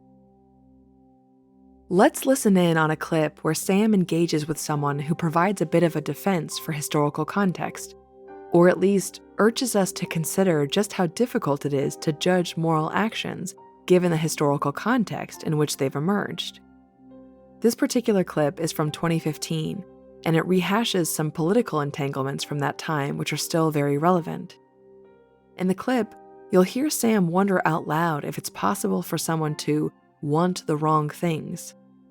This is the shorthand way of appealing to the notion of an objectively wrong moral direction, regardless of the way one's psychology may be pushing them, or in the case of the particular example Sam uses, the way that one's culture or religion may have hijacked one's psychology to desire the wrong thing. This is really the center of the controversial bullseye that Sam's confidence in objective morality often leads him to hit. The guest is Dan Carlin. Carlin hosts a podcast called Hardcore History. And though you'll hear some tension in this clip between him and Sam, you should know that Sam is a huge fan of Carlin's historical work. We'll absolutely be recommending some of our favorite episodes of Hardcore History in the outro of this compilation. This is Sam with Dan Carlin from episode 11, Shouldering the Burden of History. I'm coming up against certain taboos which are just kind of amplify misunderstanding. So the taboo around criticizing religion as opposed to other sets of ideas, that is something that people are really biased against tolerating. They think there's something indecent, just as a matter of principle, in criticizing people's deeply held religious convictions, whereas there is nothing wrong with criticizing their false ideas about history or biology or anything else. And there's also a lot of white guilt and understandable guilt over the history of slavery and colonialism and the sheer wealth imbalance between the West or the developed nations and the developing ones. And so a criticism of Islam in particular gets mapped onto those concerns about inequalities in our world, and you get you get a lot of confusion. It's interesting to look at cases that pass through this filter more or less undistorted. So, for instance, for me, the case of North Korea is you get pretty perfect convergence from people in the West, liberal or conservative, on the wrongness, the ethical wrongness of the regime in North Korea. And I think more or less everyone would acknowledge that if there was something we could do to liberate the North Korean people without too much bloodshed, we should do it. It's a hostage crisis. We have a couple of maniacs, or generations now of maniacs with bouffant hair, holding millions of people hostage, starving some significant percentage of them, and brainwashing them with an ideology that is just clearly totally out of register with any real understanding of what's going on in the world. I mean, these people think they're a master race.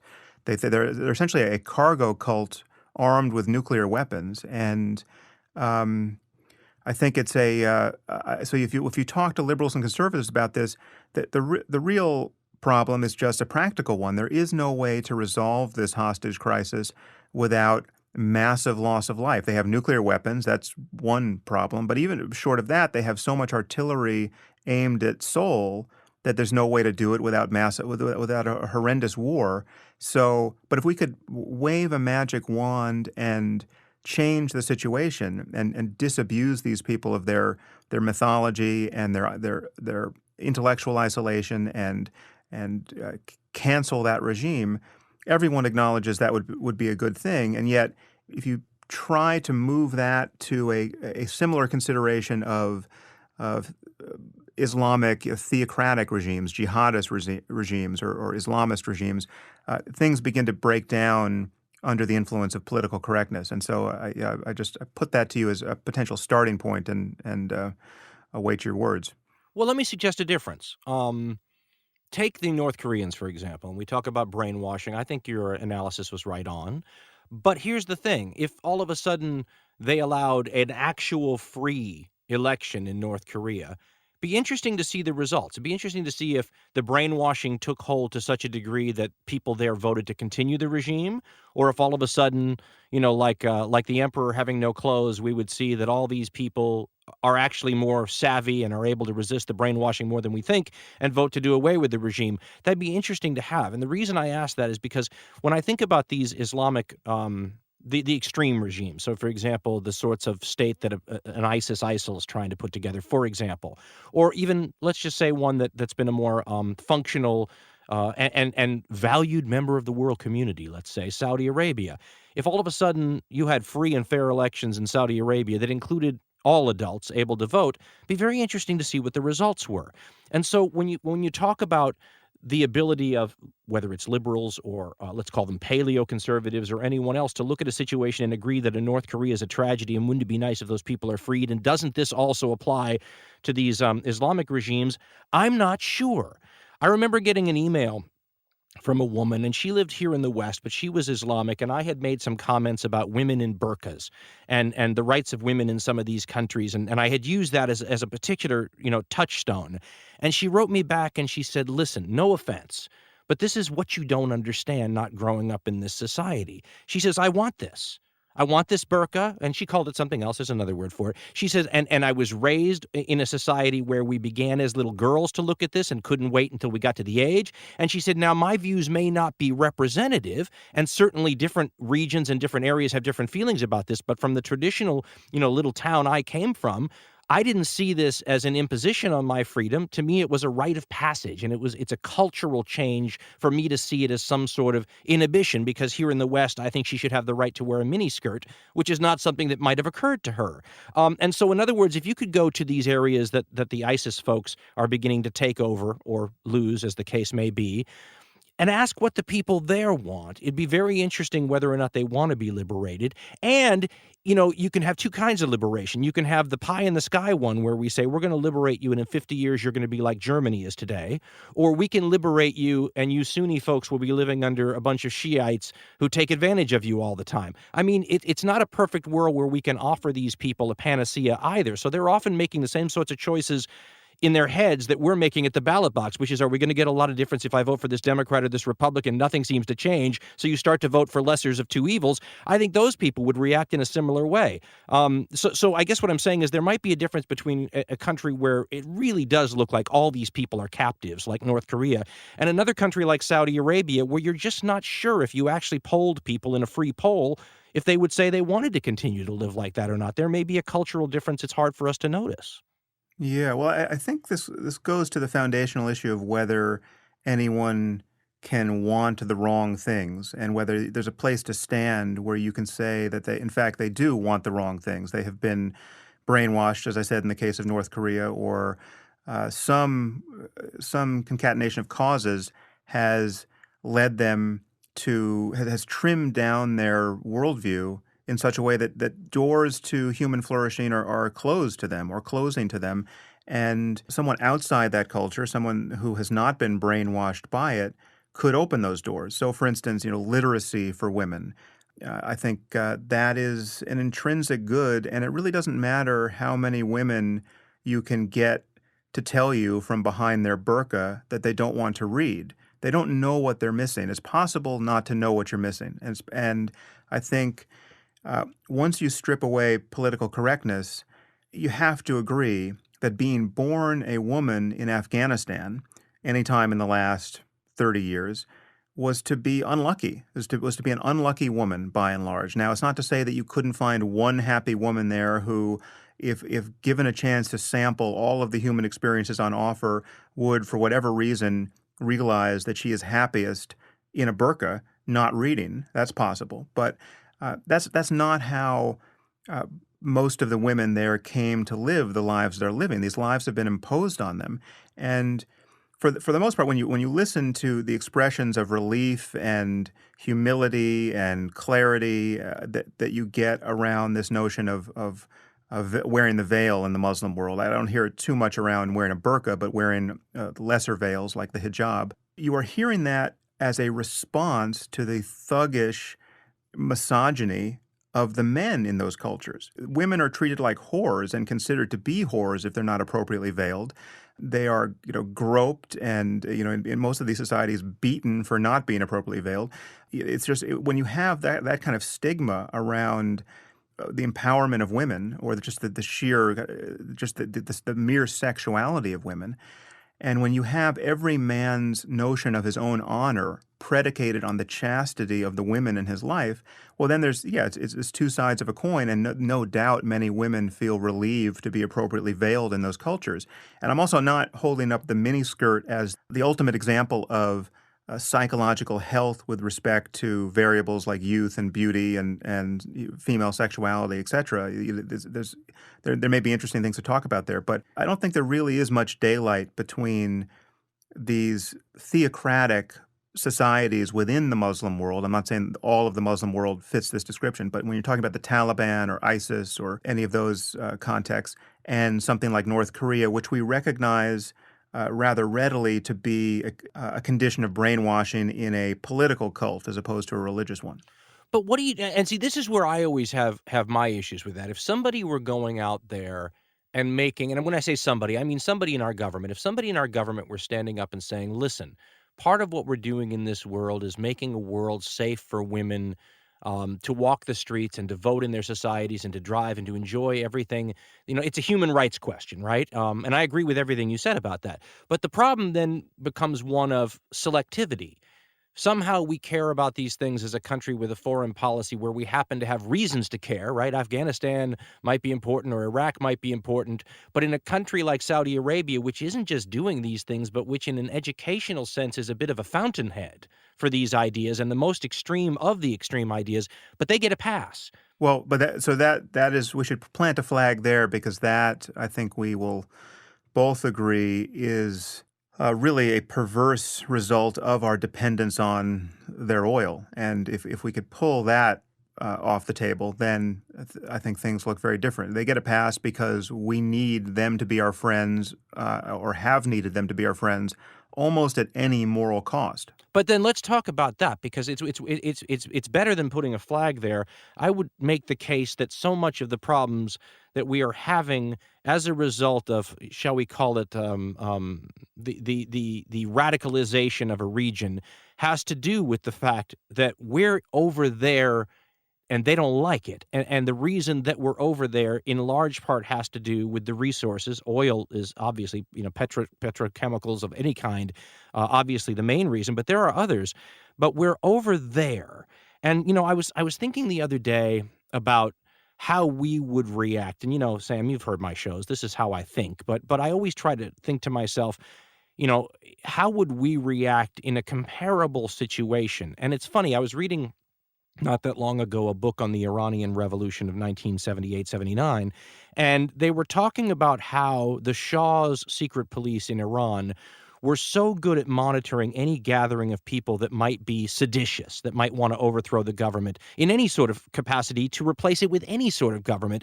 And the one place the Shah had a hard time was when these people would meet in mosques and meet over religious purposes, because it was difficult for the Shah's government to, crack down on religious people without looking bad to their own population. They had their own reasons for not doing it, but it created a safe zone that involved religion in a way that 30 or 40 or 50 years previously, back in the era where you had guys like Nasser trying to push a, by Middle Eastern standards, secular sort of nationalism, where those people were sort of forced into the arms of making, in the same way we might have a Red Dawn scenario in this country if we had a bunch of Islamic people stationing their tanks on our territory because something, under our ground was a national security interest to them.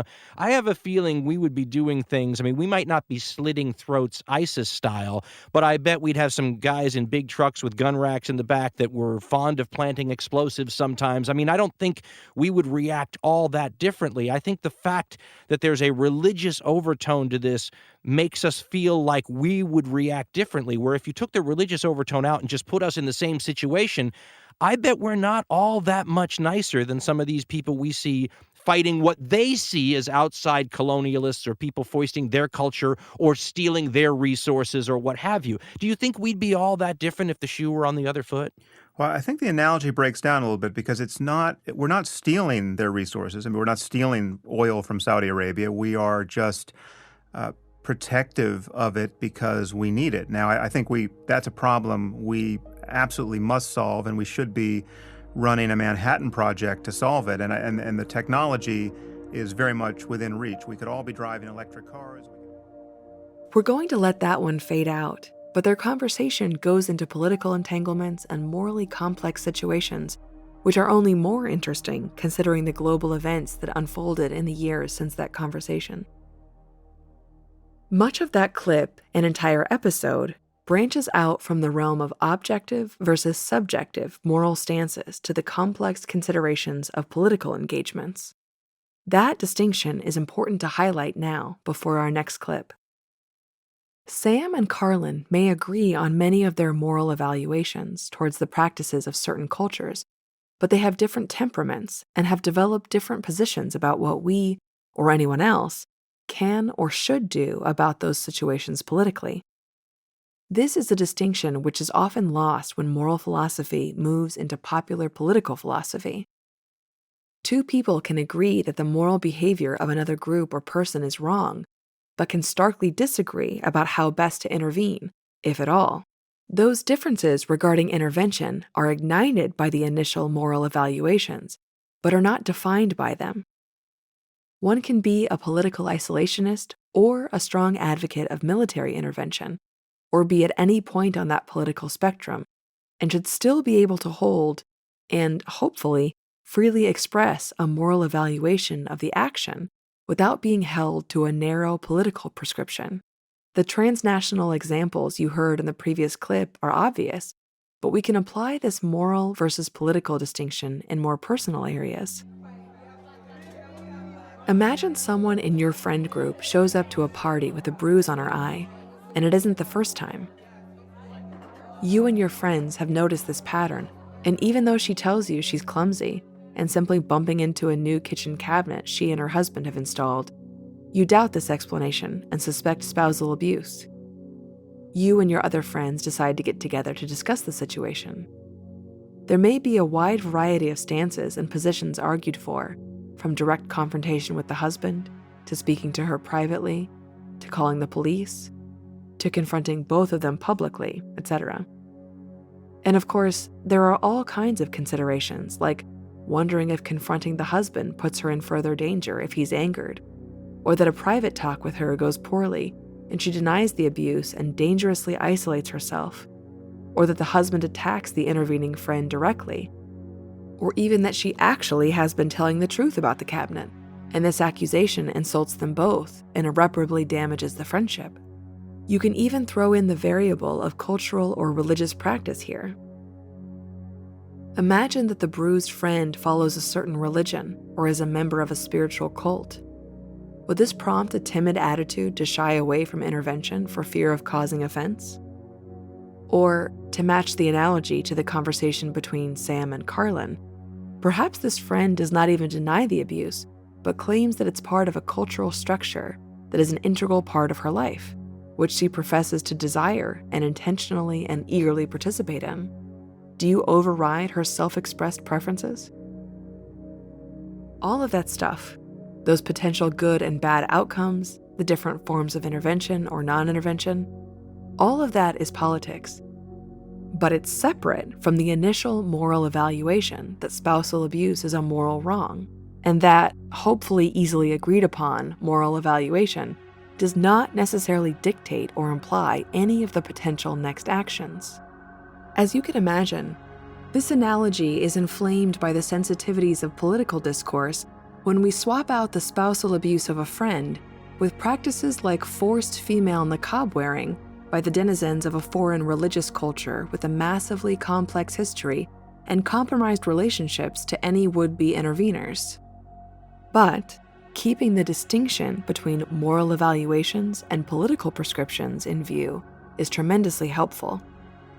The point that concerns us in this compilation is how one would ground their moral evaluation of any practice, even those behaviors that carry wide global consensus and strong moral responses, like spousal abuse, child sacrifice, murder, slavery, cannibalism, or theft, and those behaviors with cultural and religious entanglements, like female genital mutilation, polygamy, male circumcision, and hair covering, and those culturally ambiguous practices, like strip club visits for bachelor parties, unhealthily thin models in fashion advertisements, cremation of the dead, abortions, or even sibling incest, as John Haidt so kindly presented for us. Let's also keep in mind how attractive it is to have an objective moral grounding for a judgment. If one has this, then they can claim that it is not just their opinion or something they find distasteful, but it is actually just objectively wrong or even scientifically immoral. This temptation to plant a moral judgment in objective, non-anthropocentric ground has been used to justify horrendous behavior. In fact, one of the branches on the moral realist side of our philosophy tree is divine commandment theory. This is a claim that God defines what is morally good and bad and imparts that to us. Being able to claim that you are merely enforcing God's will is a powerful form of psychological distancing, which consistently appears in history as the terrifyingly dangerous phrase, God is on our side. But for the non-believer, the temptation to ground one's moral claims in non-subjective ground is also strong, and actions can be justified by appealing to the blind forces of nature and evolution to construct the objective moral foundation. This variant of brutal moral realism can surface in twisted forms of eugenics and bigotry.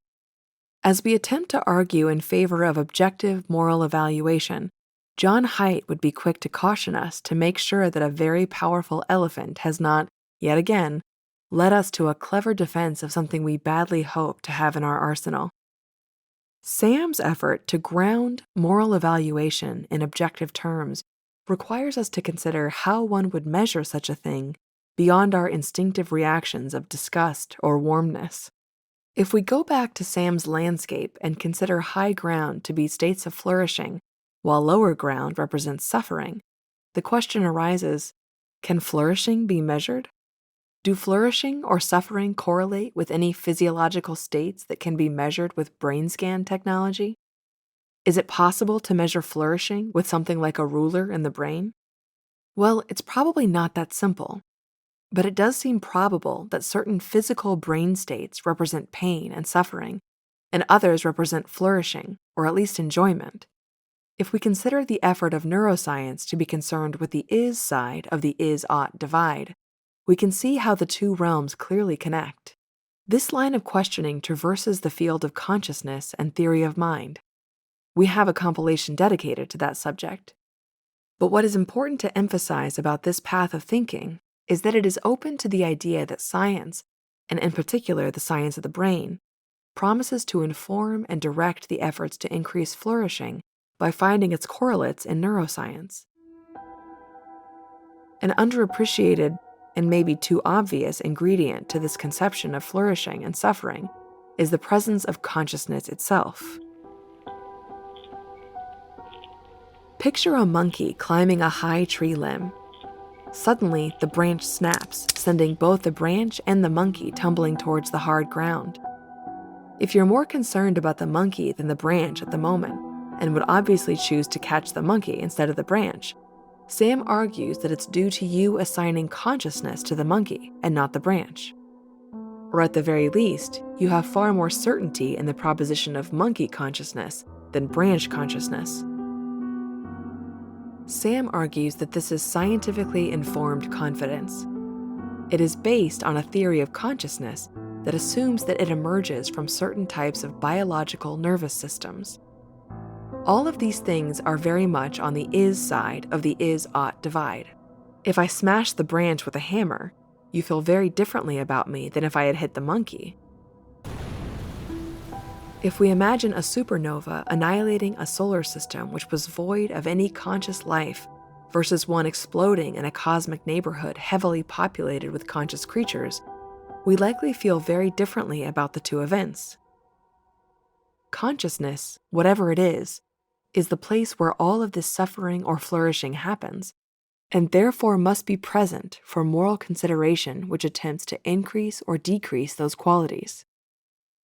Our next clip is going to take this effort to minimize suffering and maximize flourishing of conscious beings and expand it beyond human consciousness. This could include the potential consciousness of artificial systems and aliens, but in this clip, we'll be speaking about the apparent consciousness of non-human earthly animals. One note before we get to that clip. The challenge of discovering what is moral is daunting enough, but the effort to adjust one's behavior in the direction of those discoveries can be even more difficult. Peter Singer's pond analogy is often branded as being too demanding. Do we really have to give away all of these things we love? Can we really save everyone? When can we be a little selfish? To give some muscle to John Haidt's argument, we possess impressively agile and robust psychologies which allow us to perpetuate and participate in practices that we know we would fail to defend morally if we were pressed. This next clip is with the CEO Uma Valetti, who founded a company called Memphis Meats, which was focused on the effort of cultivating meat in a lab.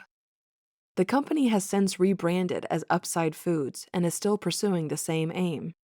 If our evolved tastes have led us to get enjoyment out of the consumption of animal flesh, but we wish to reduce suffering and maximize flourishing, which both require the presence of consciousness, can we simply keep our treasured consumption behavior but knock out the consciousness from the process? Does this solve the moral problem with minimal behavioral change? We'll start this clip with Sam recounting a moment from a different episode where he called himself out for a failure to look at the details of a global practice he is quite sure is a moral embarrassment that will be judged harshly by our descendants. Also, as you hear Sam lay out a disturbingly accurate prophetic concern, keep in mind this conversation was from February of 2016. This is Sam with Uma Valetti from episode 28, Meat Without Misery.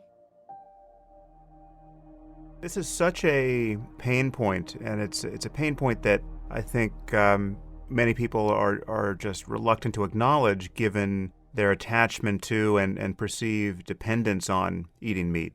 I'm now rather famously one of these people who stumbled into a kind of self-intervention on my own podcast where I was talking to the psychologist Paul Bloom, and we each put on our short list of things that our future descendants would be scandalized by. You know, as we are scandalized by the slaveholders in our recent past, we both said that our descendants will be horrified to know what we did with factory farming, the way we mistreated and killed billions of animals in a way that we managed to do more or less with a clear conscience simply because we were keeping the details out of sight and out of mind. And, you know, as just in that podcast, I more or less confessed my hypocrisy. I realized that I found the details morally indefensible, and I found it kind of a starkly unethical area of my life around which I wasn't really paying much of a psychological cost because, again, I wasn't thinking about it. You know, I was just,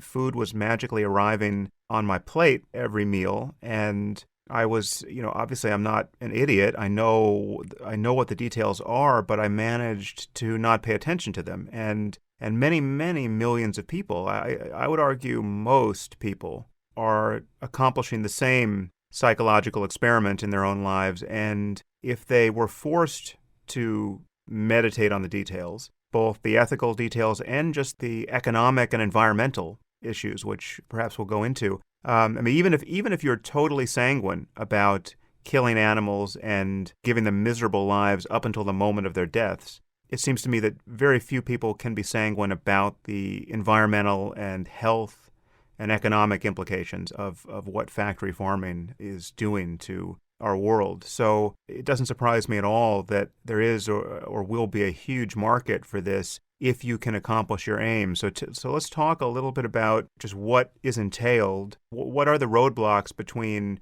where you are now and what you would hope to accomplish? Yes, so let me explain to you the process at a very high level. What we're doing is, instead of growing a full animal over 12 to 24 months and then slaughtering it and just taking the meat we like and throwing away the bones and the skin and the hair, What we're doing is we're growing the same meat from the fundamental building blocks of life, which are the meat cells. So we identify the best meat cells possible from whether it's a cow or a pig, let's say from a pork shoulder or a top sirloin. And from these cells, we identify those that are capable of self-renewing themselves, and we cultivate them in a very safe and clean environment so that they can grow just like a small plant grows into a larger plant, using nutrients, amino acids, peptides, minerals, vitamins, oxygen, sugars. And once we get the meat to a consistency that we like for the product, we harvest the meat. And if we harvest the meat early on in the process of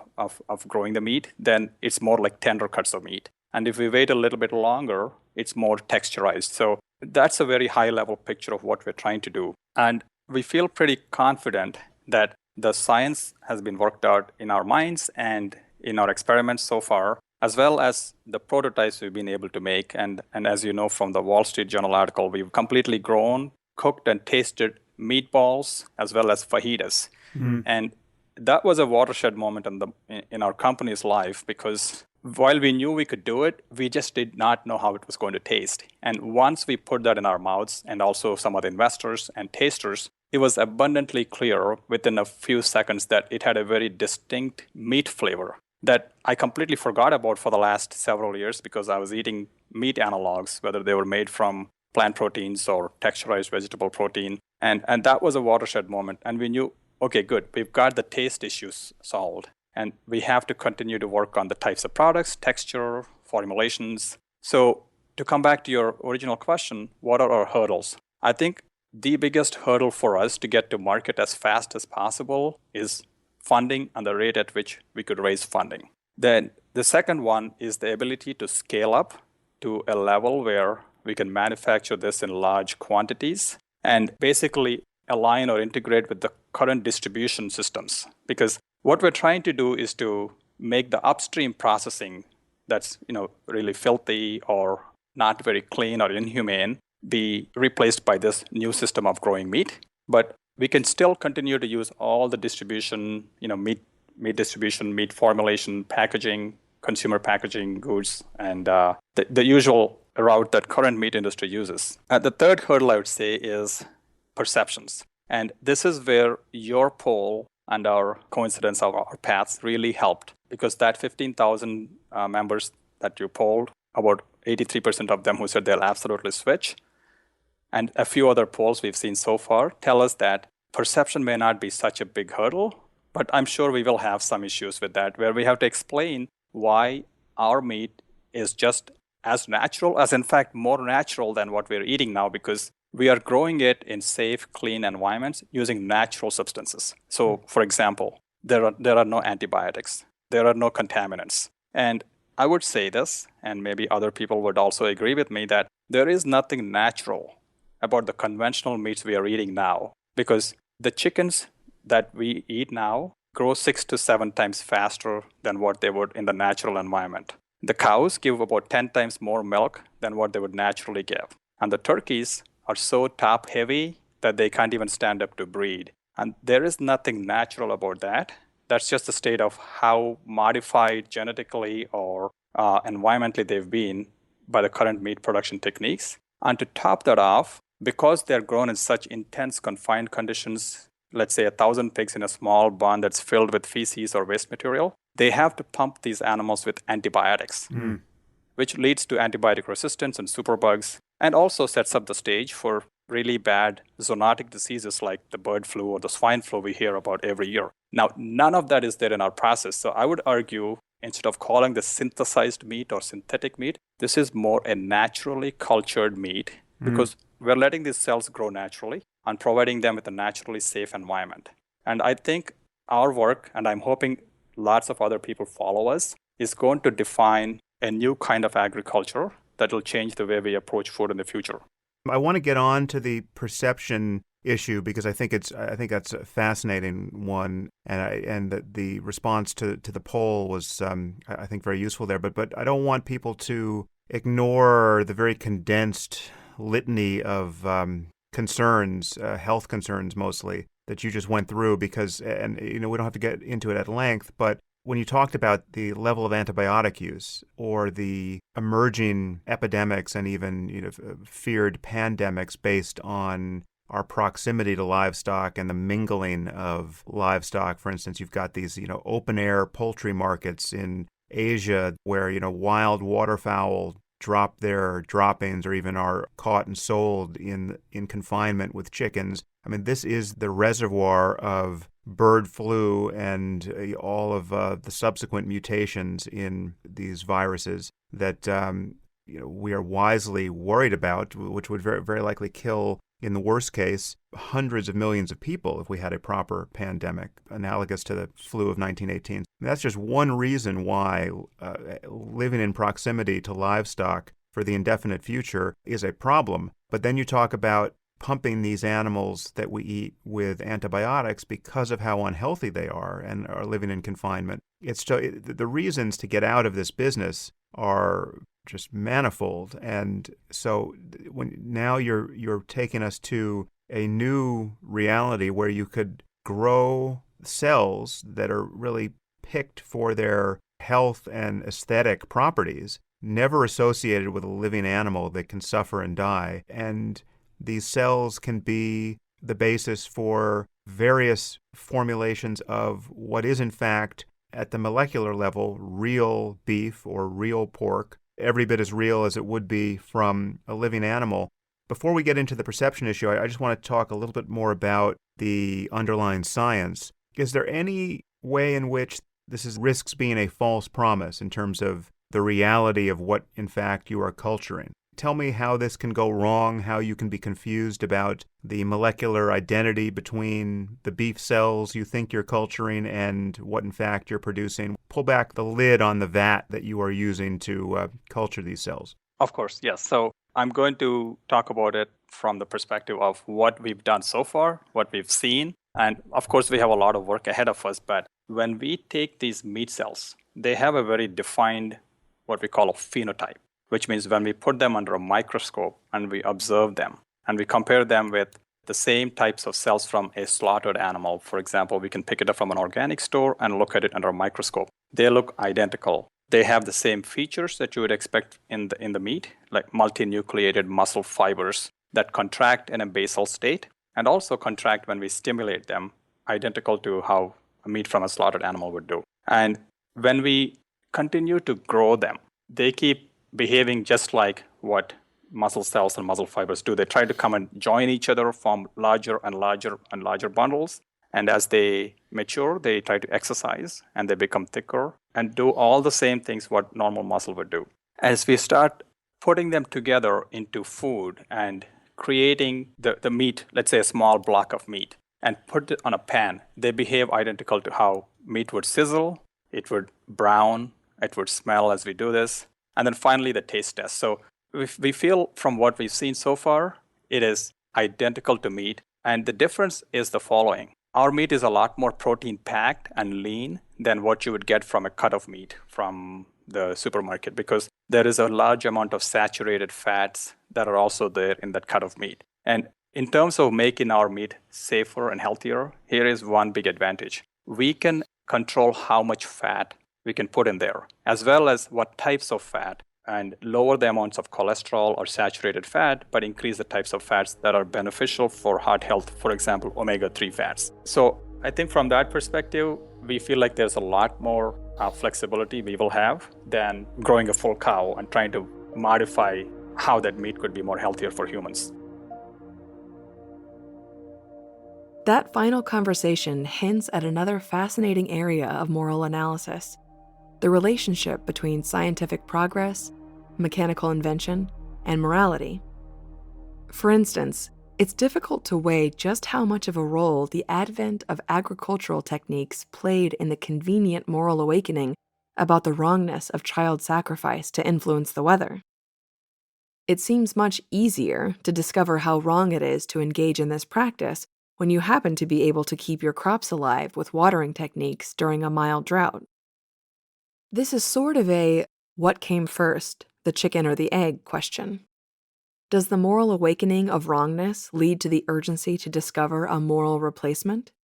Or, more cynically, Does the invention itself happen in isolation and allow for the moral awakening to emerge? If America discovers a clean, abundant, and easy energy source tomorrow, would a stronger moral attitude towards Saudi Arabia suddenly take hold? Are we pressed to find this energy source even more fervently to better align our moral knowledge with our moral behavior? This suggests an interesting relationship where invention and scientific knowledge could contain within it the necessary conditions for moral growth and progress. The famous is-ought distinction gets even more complicated in this picture. This introduces a question of moral luck or moral grit. If you happen to be the kind of person who just hates the taste of meat, and therefore you abstain from eating it, is this worth less morally than someone who adores the taste of meat but thinks it's morally wrong to consume it, and therefore climbs a higher psychological and physiological mountain to abstain from it? This is a particularly interesting lens to lay over the moral behavior of earlier generations.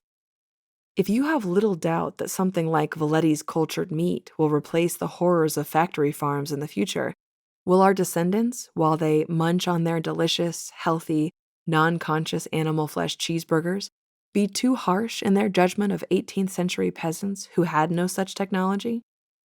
There's another well-known maxim in moral philosophy that states that ought implies can, meaning that if you ought to do something like save all 6 of the poor souls strapped to the tracks in the trolley problem, then you can, in fact, save all 6. In that diabolical thought experiment, of course you can't. What you can do is save either 1 or 5. So ought you save the 5? And if you ought to cease eating animals, can you in the year 2022? Well, sure you can. But it definitely gets easier to do it when Uma Valetti is your waiter and places a perfect copy in front of you without the moral downsides. And it sure gets easier to free your horses when the combustion engine puts them out of a job. And in either case, after the sacrifice is lessened or eliminated, and you easily adjust your behavior, you might just pat yourself on the back for your moral brilliance and convince yourself you reasoned your way to this new place. The Sam versus Haidt tug-of-war continues in the details of the process of moral progress. So, we know this has all been a lot, but we've only just begun to scratch the surface on the philosophy of morality.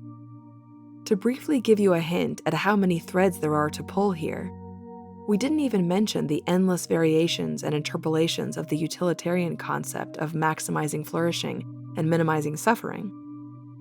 If we increase the flourishing of a few by a large amount, does this equal increasing the flourishing of all by a small amount? Do we factor in future generations at the same weight as the current one? The variations go on and on.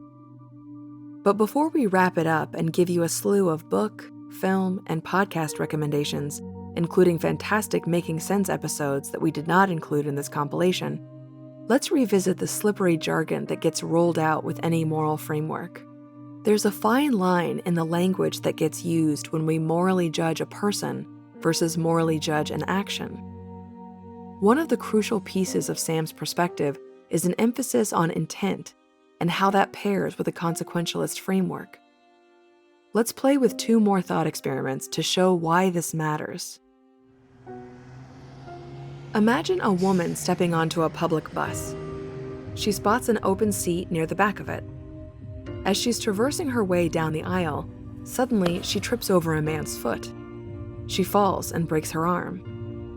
Now, in one telling of the story, the man had fallen asleep and his foot had slipped into the aisle a few minutes before she boarded. In a different telling of the story, the man puts his foot out just when she walks by, intentionally. It's likely that you feel differently about the man in each telling of the story. The first version seems accidental and unfortunate, while the second seems immoral and evil. But in both tellings, the woman still has a broken arm. Does this mean the consequences are identical and the consequentialist is stuck by condemning both actions as immoral? Well, that's where the variable of intent plays a profound moral role. The intention also suggests a likely future danger. This man may be a serial woman tripper and he must be stopped. while the sleeping man is likely not going to cause more problems. In fact, he's likely to self-correct at the horror of his role in the accident and be extra cautious the next time he's drowsy on a crowded bus. But the question as to whether the sleeping man did something bad is an interesting linguistic one. The outcome clearly was bad, but was the man behaving badly or immorally? If we made a slight edit and say that the intentional tripper actually failed to trip the woman and just happened to miss, then you could argue that the consequences of the sleeper's actions were worse than the tripper. But if everyone in society was more like the sleeper than the failed tripper, would the overall consequences be better? This smuggles in a Kantian idea of what he called the universal imperative, which contends that we all ought to act in a way that would be best if everyone acted like that. It's something like the famous golden rule of treating others how you wish to be treated. To drive the point home, we can flip this intention equation with a different clever thought experiment. Imagine there's a burglar who's been scoping out a particular house in the neighborhood. He knows that an old woman lives alone in this house and that she has very valuable jewelry that he wishes to steal. He is quite certain that on a particular night she is out of town visiting her grandchildren in another city. This is the night he is set to break into the house. He sneaks up to the living room window with a baseball bat. He smashes the window as he prepares to gain access to the house. But suddenly, after breaking the window, he sees her on the couch, fast asleep. He must have made a mistake, and she's still home. He quickly takes his bat and runs away from the scene, abandoning his burglary plan. But little did he know, she was actually passed out on the couch because there was a gas leak in the house. When he broke the window, he released the ventilation. The gas escaped through the window. She woke up and quickly closed the leak. Her life was saved. Now, did the burglar do a good thing? The consequentialist may say yes. He reduced suffering for sure. But his intent seems to have been precisely the opposite. So, doing a good thing and having good intent, or doing a bad thing and having bad intent, do not always come in pairs. This style of moral language, with its emphasis on intent, comes close to what is sometimes called virtue ethics, where acting virtuously becomes the evaluative criteria for moral behavior. And what exactly are those virtues? Well, that's a subject for another time, but stealing jewelry from out-of-town grandmothers is likely not one of them. Unless, of course, your intent was to pawn the jewels and give the money to charities that rescued children in shallow ponds who were all dedicated to diverting the out-of-control trolley away from the 5 people tied to the tracks. And in that case, you may find a few defenders of your moral intent, but a judge may roll her eyes and wonder if you've read one too many moral philosophy books. Here is suggested reading, listening, and watching on the subject of the foundations of morality. The episodes of Making Sense featured in this compilation were episodes 48, 14, 44, 31, 11, and 28. The full episodes are well worth a listen. The episode with John Haidt starts with their rehashing their run-ins, and the final one that was sparked by Sam's issuance of his Moral Landscape Challenge.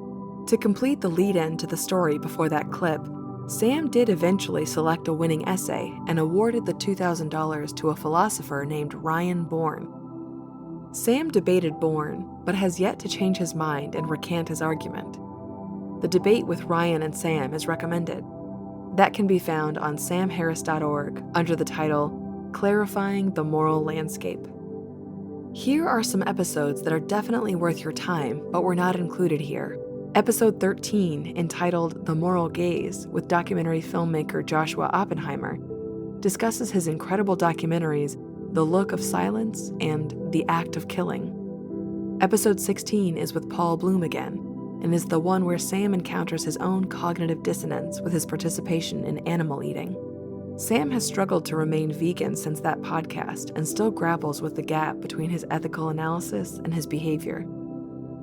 Episode 91, entitled The Biology of Good and Evil with Robert Sapolsky, leans into the neuroscience aspect of morality, and episode 150 which is a live event with the famed moral psychologist Daniel Kahneman, is full of fascinating research into our moral intuitions.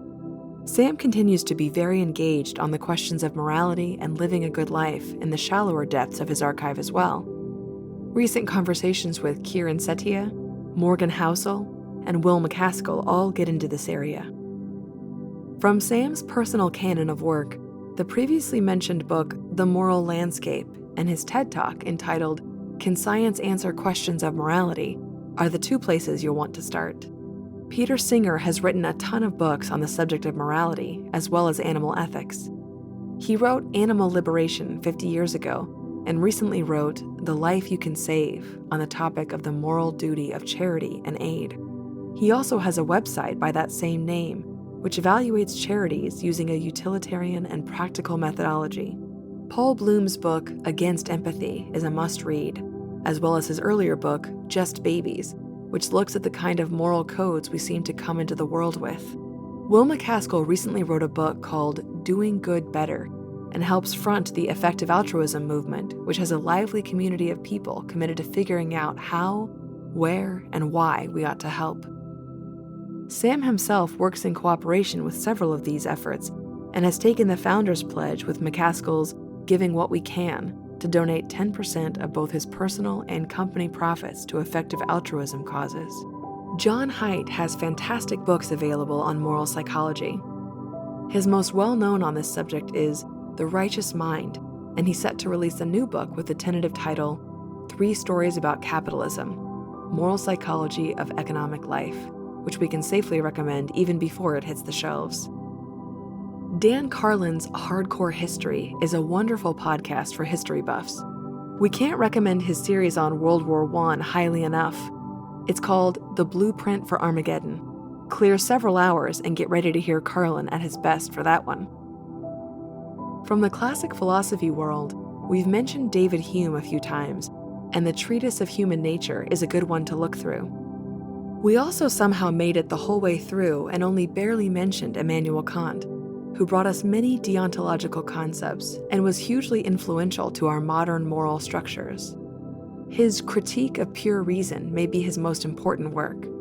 Jeremy Bentham is often called the father of utilitarianism, and his most important book on the subject is likely the dryly named Introduction to the Principles of Morals and Legislation from 1789. We promise it's better than the title. If you're looking to try the cultivated meat product from Uma Valetti's Upside Foods, it looks like that may be possible soon. At the time of this reading, the FDA looks ready to make a decision on its availability and, of course, what they will legally allow for it to be labeled when it sits on a consumer shelf.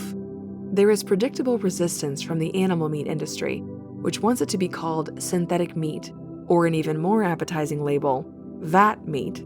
If you happen to be in Singapore, the first nation to approve the sale of cultivated meat, you might be able to find cultivated chicken meat available from the company Eat Just. Just about any good dramatic film is really a complex moral dilemma or thought experiment played out on the screen, so we could recommend thousands of films, but we'll point to just a few which are a bit more explicit. The classic 1950 Akira Kurosawa film Rashomon is a film school standard that holds up for its clever use of multiple perspectives on the same event, which nudges the viewer's moral evaluations constantly. You may have heard the echoes of the classic Robin Hood fable in several of the thought experiments. Children's movies tend to be ripe with moral philosophy for obvious reasons of imparting moral codes to evolving minds. We'll also recommend a 2013 film called Locke, which stars Tom Hardy sitting in the driver's seat of his car for the entire film in dealing with the colliding features of moral duty, pride, honor, shame, and much more. Hostage and triage situations are dramatic, high-wire moral dilemmas that filmmakers love to exploit. Dog Day Afternoon from 1975 is still the standard-bearer in that genre, and it takes on an even more interesting moral dimension given the sexual identity politics of the lead character. The 1982 film Sophie's Choice, which is adapted from the 1979 novel of the same name, presents a classic moral dilemma of choosing which child to save. This dilemma stretches back through biblical stories and reappears in film and art constantly, sometimes cheesily, like in the conclusion of the 1993 film The Good Son, and sometimes disturbingly, like in countless sadistic horror films like the Saw series. Clearly, that particular moral dilemma haunts our psyches. Musicians have been writing lyrics about moral dilemmas forever, from John Lennon to Bob Dylan to Johnny Cash. We'll somewhat randomly recommend Bruce Springsteen's 1982 album and masterpiece, Nebraska, which is full of first-person lyrical ballads telling the story of blue-collar, everyday people in difficult moral situations, involving theft, murder, love, and much more. Springsteen has stated that the songs were inspired by the class warfare narrative of Howard Zinn's A People's History of the United States. And if you recall the argument for the terrifying nature of the phrase, God is on our side, take a close listen to the lyrics of Bob Dylan's overlooked classic song, With God on Our Side, from 1964. He clearly agrees. We haven't dipped into the world of graphic art in our recommendations yet, but there are some incredible street artists putting morally provocative pieces into the world. We'll recommend a few of our favorites. The Italian street artist who goes by Blue often uses his art to hint at political corruption and the moral ambiguity of war. Herbert Baglioni from Brazil uses shadows to evoke powerful reminders of those who tend to be ignored in society. The Spanish artist Isaac Cordal works with miniature figurines and focuses on the themes of the tedium of work and its blind eye to moral questions. The British artist Stick uses simple stick figures to subtly comment on ideas of gender inequality, bureaucratic coldness, and immigration. And of course, the hugely popular Banksy consistently produces emotionally, morally, and self-critically powerful images that poke a thumb in the eye of the art world itself, global power dynamics, and corporate worship. This episode was edited, compiled, and written by Jay Shapiro, and read by me, Megan Phelps-Roper.